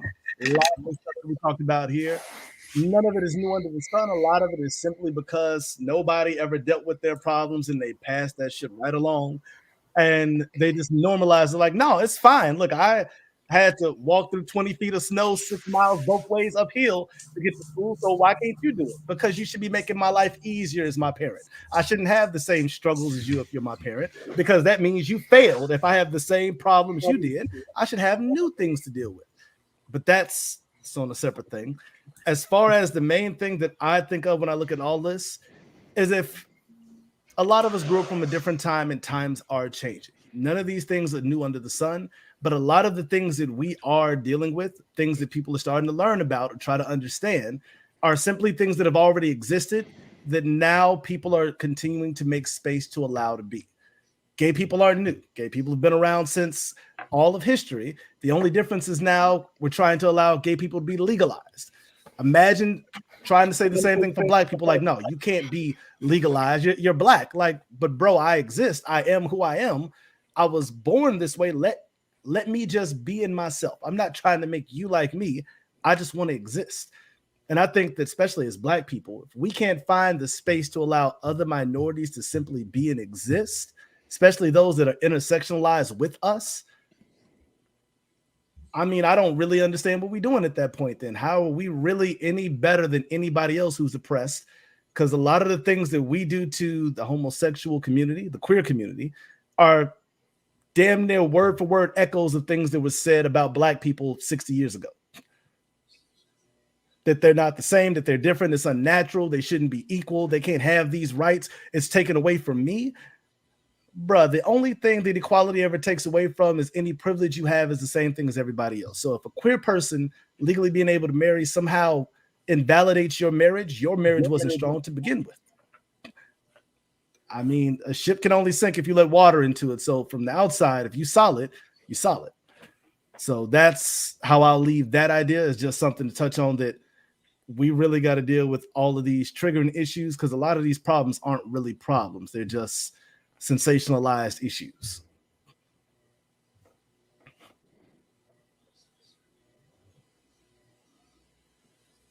Oh, you muted, Black man, you muted. Well, I'm over here talking my ass out too. So listen, thank you for being here tonight, man. And on Friday, the barbershop will be in full effect. And on Friday, I was talking to one of my brothers today. On Friday, the title of our show on Friday will be "I'm Not Happy. It's the dumbest shit a spouse could say." That's on Friday night for Barbershop Talk. So get ready for that. We're gonna have that discussion on Friday. Mr. Bennett, what'd you smile for? I love Mr. Bennett. Title. It is the dumbest shit. We're gonna talk about it because we can all agree, or some of us may not agree, but happiness is a temporary state. And if you living in a temporary state, there's no way possible your marriage will ever work. And a lot of people that get divorces right now say they're not happy. Listen, guys, my wife is a lover of Eva Marcille. Y'all see she filed for divorce today? No. Oh yes, yeah. And this the woman on the radio to my husband is everything, and now she got these now. But watch what happened. She got these new jobs. She got this new acting career. Her acting career blew up with this new show she got. That all these women are all the queens men. She got the one that she's a syndicated radio host. All these things. Now all this success didn't come, and now she just filed for divorce from her husband. And how old is she now? How old is she? She's what? She getting up there. 45, 44, 45 now? Yeah, all these women are divorcing their husbands now. And I thought, and one of the reasons, I'm reading it right here. One of the reasons right here, it says here, she said she filed the court documents, and she said, I must move on with my life because I'm not happy. So she's leaving her husband based on a temporary state of mind. Let's have that conversation, brother. Oh yeah, we're gonna get that shit on Friday. But again, thank you so much, Ace, for being here, man. I will send you the link for Friday if you want to come through and hit the barbecue pit with your homies. We got you, man. Mr. Bennett, Mr. Bennett gonna be butt naked with baby oil and Sunny Delight in his hand. So we're not gonna fuck with him this weekend because it's his anniversary weekend. So we love him, man. He gonna be running around the house. Where's my chicken? Yeah, boy. I'm still waiting for Black David's shipment. I never got his. He was supposed to send me the sample kit of stuff. I never got it. Man, so I do want to say this about Black David. Before you go, get your wallet out, because Black David, I went I picked up some stuff from the port last week, and Black David had what it was. Oh, he had giraffe ovaries. The fuck? What? Bro, he trying to put the voodoo on me, bro. He has giraffe. Wait, does that help with height? Because I'm 5'2". Yeah. So what he did was he let him sun dry, and you can put them in your coffee or whatever. And he said it keeps your heart rate up and keep your yang up while you're having sex. So if you need some giraffe ovaries, he's selling them for $49.99 a pound. It lasts up to 60 days. So I just want to kick a shout out to Black David if he's listening right now. Black David, I got your back, man. He also, I got a list here. He also has hyena vagina juice it's for women's edges. So if your edges are missing, get you some hyena vagina juice, and those edges will come right back. So Ace, if you want to order any of that, just let me know, and I'll go ahead and get you taken care of. Okay. You know what? It don't apply, so I'm gonna let it fly. Like Jazz said, I'm gonna let him go ahead and hold that down. That's all. It's all Brother David right there. I'm gonna just I told Black David he can't be in competition with Jasmine because Jasmine's selling stuff that she got her own products with. Black David, he's going to get elephant sweat, hippopotamus wisdom teeth. I mean, he's just very creative in his medicine. Different lanes. He's still with health, beauty stuff. He's on the health kick or performance and all that kind of good stuff. So it's two different lanes he's swimming in. Two different lanes, man. But hey, listen, I appreciate Chase. It's dipped in truffle butter. What? Oh, beautiful animated. What you got for us, baby? Give me your final thoughts. And before you go, man, just know that we love you, and if you ever need us, we already here for you, baby girl. We love you. Yes, ma'am. It's very frustrating when you can't beat a bitch's ass. I know. Hey, you know what? If you ever get a layover in Houston, go to Beautiful Animated House. She's got a nice couch over there. She got a dog that'll bite your toes while you sleep. But if you ever have a layover, you need somewhere to lay your head, my sister right here gonna take care of you. But listen, everybody ain't able to go over there now. Everybody ain't able to go over there now. No. She look at she want to cut somebody right now. Okay, go ahead, B. I'm sorry. With Jonathan Majors, only time will tell what the truth is. So I'll be waiting for that. With the triad, the woman was definitely wearing the pants in the house because she didn't let them dudes talk for shit. Trust me, a Beautiful Animated. I seen a podcast they was on. They fell apart. They wasn't prepared for those questions that was coming for them, and she was running shit because she was telling them motherfuckers to shut the fuck up because they were saying the wrong shit. See, I knew it. She was wearing a dress, but figuratively, she was wearing the pants. Okay, can't fool me. And she's over 50. And hey, look, man, she looked like she looked like a Harriet Tubman stunt double. But she looked alright. She decent for 50 plus. No, I was saying to say that she knew what she was doing when she was doing it. You know what I'm saying? Because now try to get out there and want to change your lifestyle now. It ain't gonna work for her. You know what I'm nope. Saying? She found two men that that want to know what the process. And she's looking for a third. She probably got him or whatever. Now she dates right. Right. Yeah. And with the lion bitch. I felt your pain, sis. I felt your pain for real. With the lion bitch, you need to kiss every survivor's ass. Oh no! Wait! Why?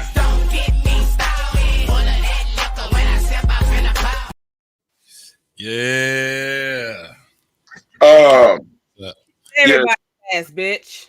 You lucky I wasn't on the fucking set because I would have beat your ass then. Oh my God, wait. Let somebody try to save your ass. Goddamn, I would have taken all y'all out. I'm whooping asses. Oh my God. Wait, y'all. Okay, y'all. My pastor's here tonight, and after hearing that, guys, I want my pastor to he got a question, y'all. Please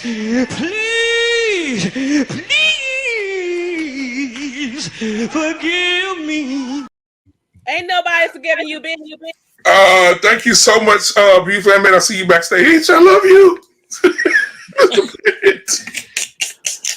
Mr. Ben, what's your final thoughts?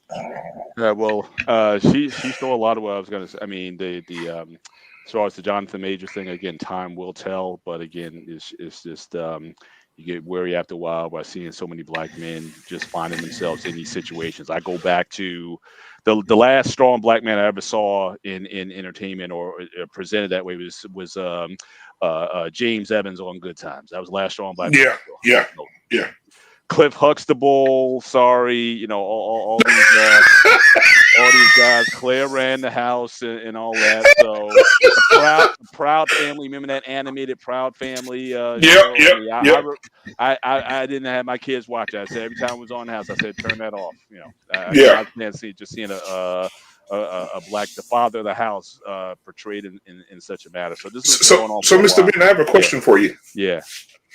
How do you feel? How would you feel if your wife came home and presented that to you? Oh no, it'd be over. No, I'm so singly, you know, no, that has no interest. I don't want another woman. I just, you know, I'm just built for one woman, and that's it. And the only thing with that situation, I mean, I get that people have different lifestyles and stuff. The only thing that really got me was one, that she was unfaithful. And let's just face it, because if they were upfront as far as this is how I roll, and if you want to marry me and you want to be with me, fine. But the fact that she went and fell in love with somebody, we've had topics before about fall in love with, do you date people or go out with people at work and whatnot? But she was out clubbing, she was out drinking and dancing with somebody who's not her husband. So she was unfaithful, and then but he still accepted her unfaithfulness. So I mean, to me, that would be a deal breaker right there. Unless we were, you know, upfront from the beginning in terms of what was going on. So that was troubling. And then what was also troubling was that the second husband was agitated or unsure about the fact that how he would feel about being the other guy when he's the other guy.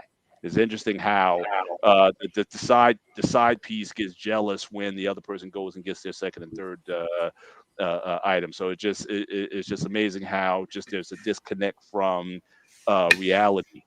When people think, well, you know, I'm the last one, I'm your last side piece or whatever, and when they get another one, you get upset about it. So I just think that, you know, look, to each their own with that. Like I said, this thing isn't new. I mean, cultures, as I posted earlier, have been doing this for a while, and you know, but you know, for I think most of society, I think it's like anything else. I think it's good when it's rare. You know, if this became a norm, then I you know, I don't know if societies can function under that kind of culture for, you know, to endure. But you know, but as far as the last point, as far as the woman with the kids, again, it's unfortunate what happened there. And again, I still see that even in that case, that the daughters would find a way to be empathetic towards the mom. A lot of times that happens. You showed a clip a few shows ago where a guy was accused of cheating with his girlfriend, and the guy's sister was on the show. And after the guy broke up with her, walked off, the sister stayed back with the woman who accused him of cheating. So it's like, you know, so sometimes there's this, you know, there's just groupthink with some of these ladies who think that, you know, there's always a reason. There's always, you know, don't call it an affair, call it an entanglement, call it whatever. You'll always get sympathy from somebody out there. But you know, things that hold marriages together, you know, marriage is duty. You know, discipline, understanding, trust, and yielding, and people need to, you know, get a handle on that. So, but again, thanks for the shouts, and I appreciate the chat and everybody. And yeah, year 27 starts today. We'll you know, we'll take it a day at a time, and we go on this next level in our lives. So what do you got planned? Well, I got tickets. I didn't tell her yet, but she's a big Lionel Richie fan. And Lionel Richie's performing at the Garden with Earth, Wind, and Fire. So, you know, so that's coming up. So I'll be taking her out to the city, you know, so we'll get all nice and dressed up and everything. This in Jersey? This is in New York, Madison Square Garden. So, and I bet you it's sold out. Coming up. Yes, it's coming up in a couple months. So, but let me ask you something, Mr. Ben. Have you seen Lionel Richie and Smokey Robinson on stage twerking lately?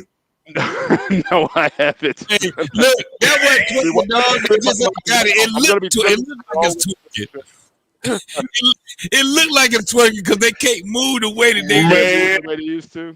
Mr. Bennett, when Smokey Robinson told that man to come take his jacket off, and that boy started rolling and twerking on that stage. I damn near passed out. I was laughing so damn. I'm gonna have it as a cutscene for my damn show. That shit is hilarious. Oh my god! But then him and Lionel Rich. I said, what the hell are they doing? Hey, man. Look, that's the light skin. They still think the light skin dudes in style. They ain't in style no more. Man, but you know what? I seen Cameo too. Still got the little dick thing on his pants. He's talking about some Caribbean Queen. That's not Lionel Richie. No, Caribbean Queen That's is Billy Ocean. That's Billy Ocean. That's Billy Ocean. Caribbean Queen. Now we're sharing the All right, Mr. Bennett. Well, thank you so much for being here, man. Enjoy your anniversary, brother. I'll see you next week. Okay. And man, and we love you, man. Be safe. Appreciate you guys. God bless. Absolutely. Bye-bye. Man, it's Mr. Bennett, man, ladies and gentlemen. Damn it, boy. 27 years. I love it. JT, talk to me. Hell of a build, man. Hell of a build. I inspired to be that way. I am too, man. Yeah, buddy. Yeah. Hey, man, look. Great conversation, as usual. Man, you know, we had a couple of people that disagree that black men are being targeted in the media, in Hollywood, and a couple of other places. We've always been targeted. Always. At the end of the day, we can have a deeper conversation about it. And I welcome the argument, because it's something that does need to be challenged. I don't want to be one of those dudes that just put something out and because I said it is truth. So I would love to be challenged, and I love one day we had a conversation either on your channel or my channel, Black Man. When it comes down to that, I think we do need to have a bigger look in that. When it comes down to the poly lifestyle, I would choose poly lifestyle way before I choose being in same sex lifestyle. You dig what I'm saying? There's a purpose with everything. You know, in earlier years. So you saying that you would choose? So you saying that you would choose sharing booty over booty duty? Hell no, they all sharing me. I'm not about to share with no other man. I am not that guy. So let me ask you that question. You and Nidra into your marriage 10 years, and she come to you and she say, "Hey, babe, I met Jackson at work, and I want him to be a part. I want to be married to him and you." And so, yeah. What are you going to say? If she had the nerves to come up and say that and be honest and be truthful about it and not playing, she already knows she about to have a problem with me, because she already played with me about that shit. They got some shit on goddamn Wii TV or something we was just watching. Right. And she was like, hell yeah, that's my shit. And she already, because she tried to get me irritated over that shit. So she already understands. So if Jackson was actually there with her, what would you say? I don't think that she would ever respect me if I went along with that. For the most part, she looks for a couple of things in me to be just what do they call it? Non-agreeable, right? I couldn't get the full respect from her if I would agree with each and everything that she done, because what she'll look at it as is that I'm following her lead. You dig what I'm saying? So she wouldn't be able to respect me on no shit like that. But that's another thing we can have a show on. And I would love to have some people that's actually been that poly lifestyle, whether it's two men and a woman or two women and a man. I would love to go deeper, because I don't like to be in the conversations that's just unidirectional anyway. I like bi-directional conversations. And like I said, I'm not one of those dudes that's against the whole poly lifestyle. I've kind of like did some studies on it, and I won't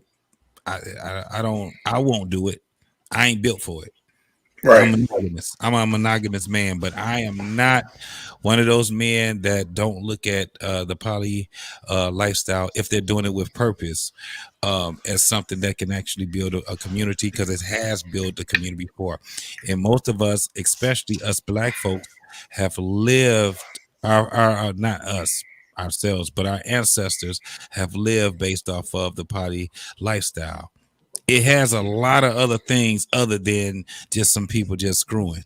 It's more than dick and pussy thing. It's more of an economic thing, capitalism type of thing, economic type of thing. So I would love to have a conversation and go more deeper, but I would love to have some people that actually are either in that lifestyle, has been in that lifestyle, or some people that actually have studied that lifestyle. I'm telling you, we'll learn something from that.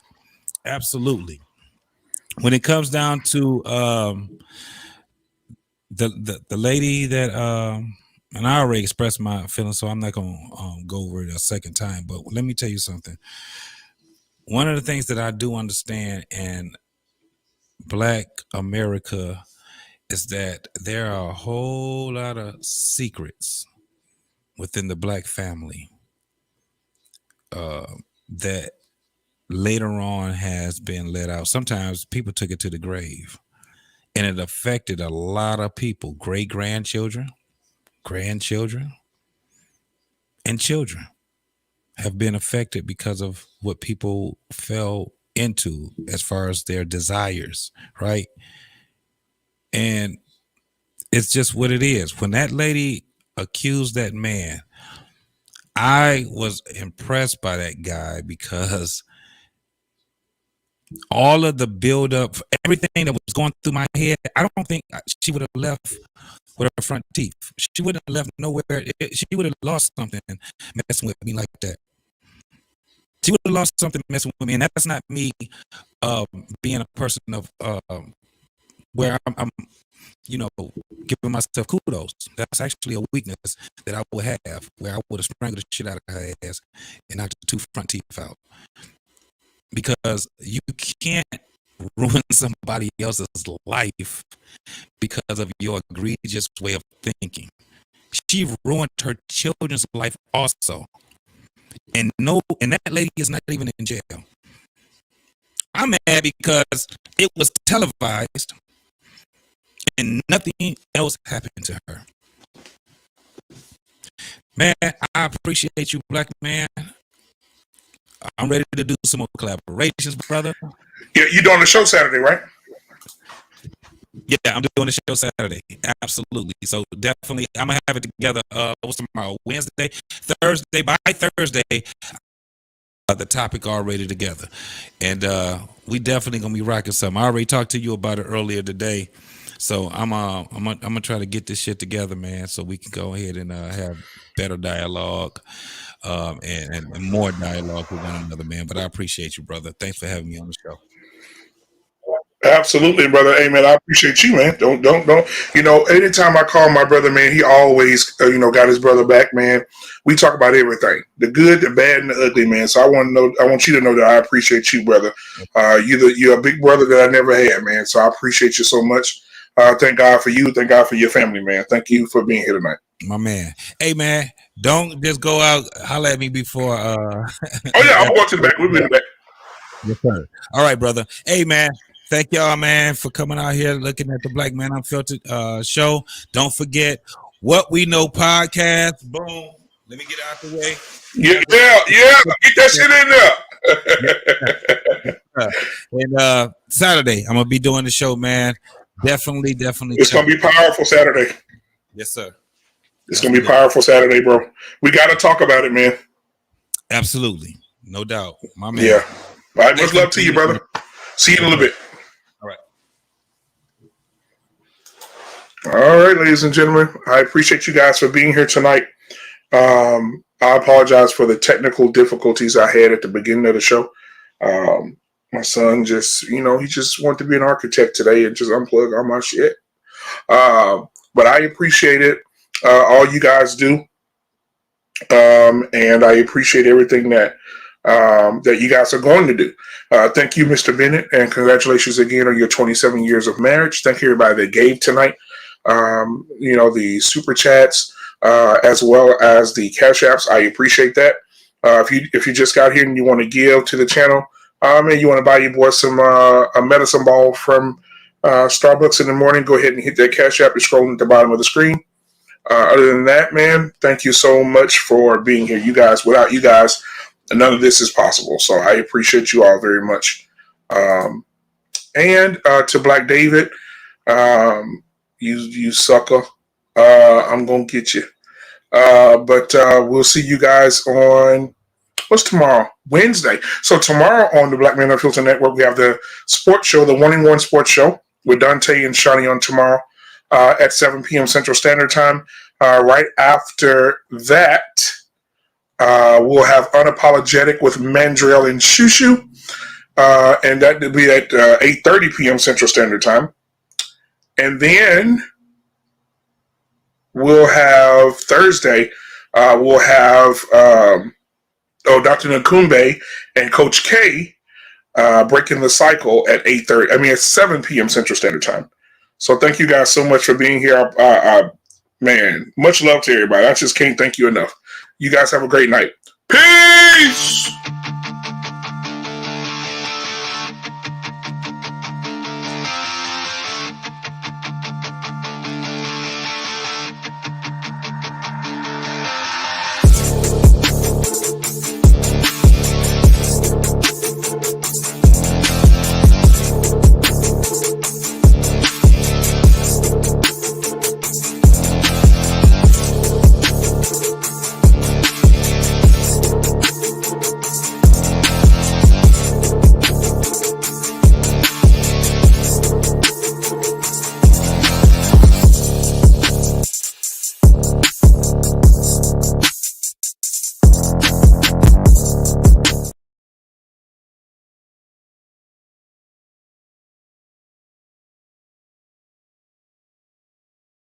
Back on the show. Black David, it's Jesus. Wake up, Black David. Black David!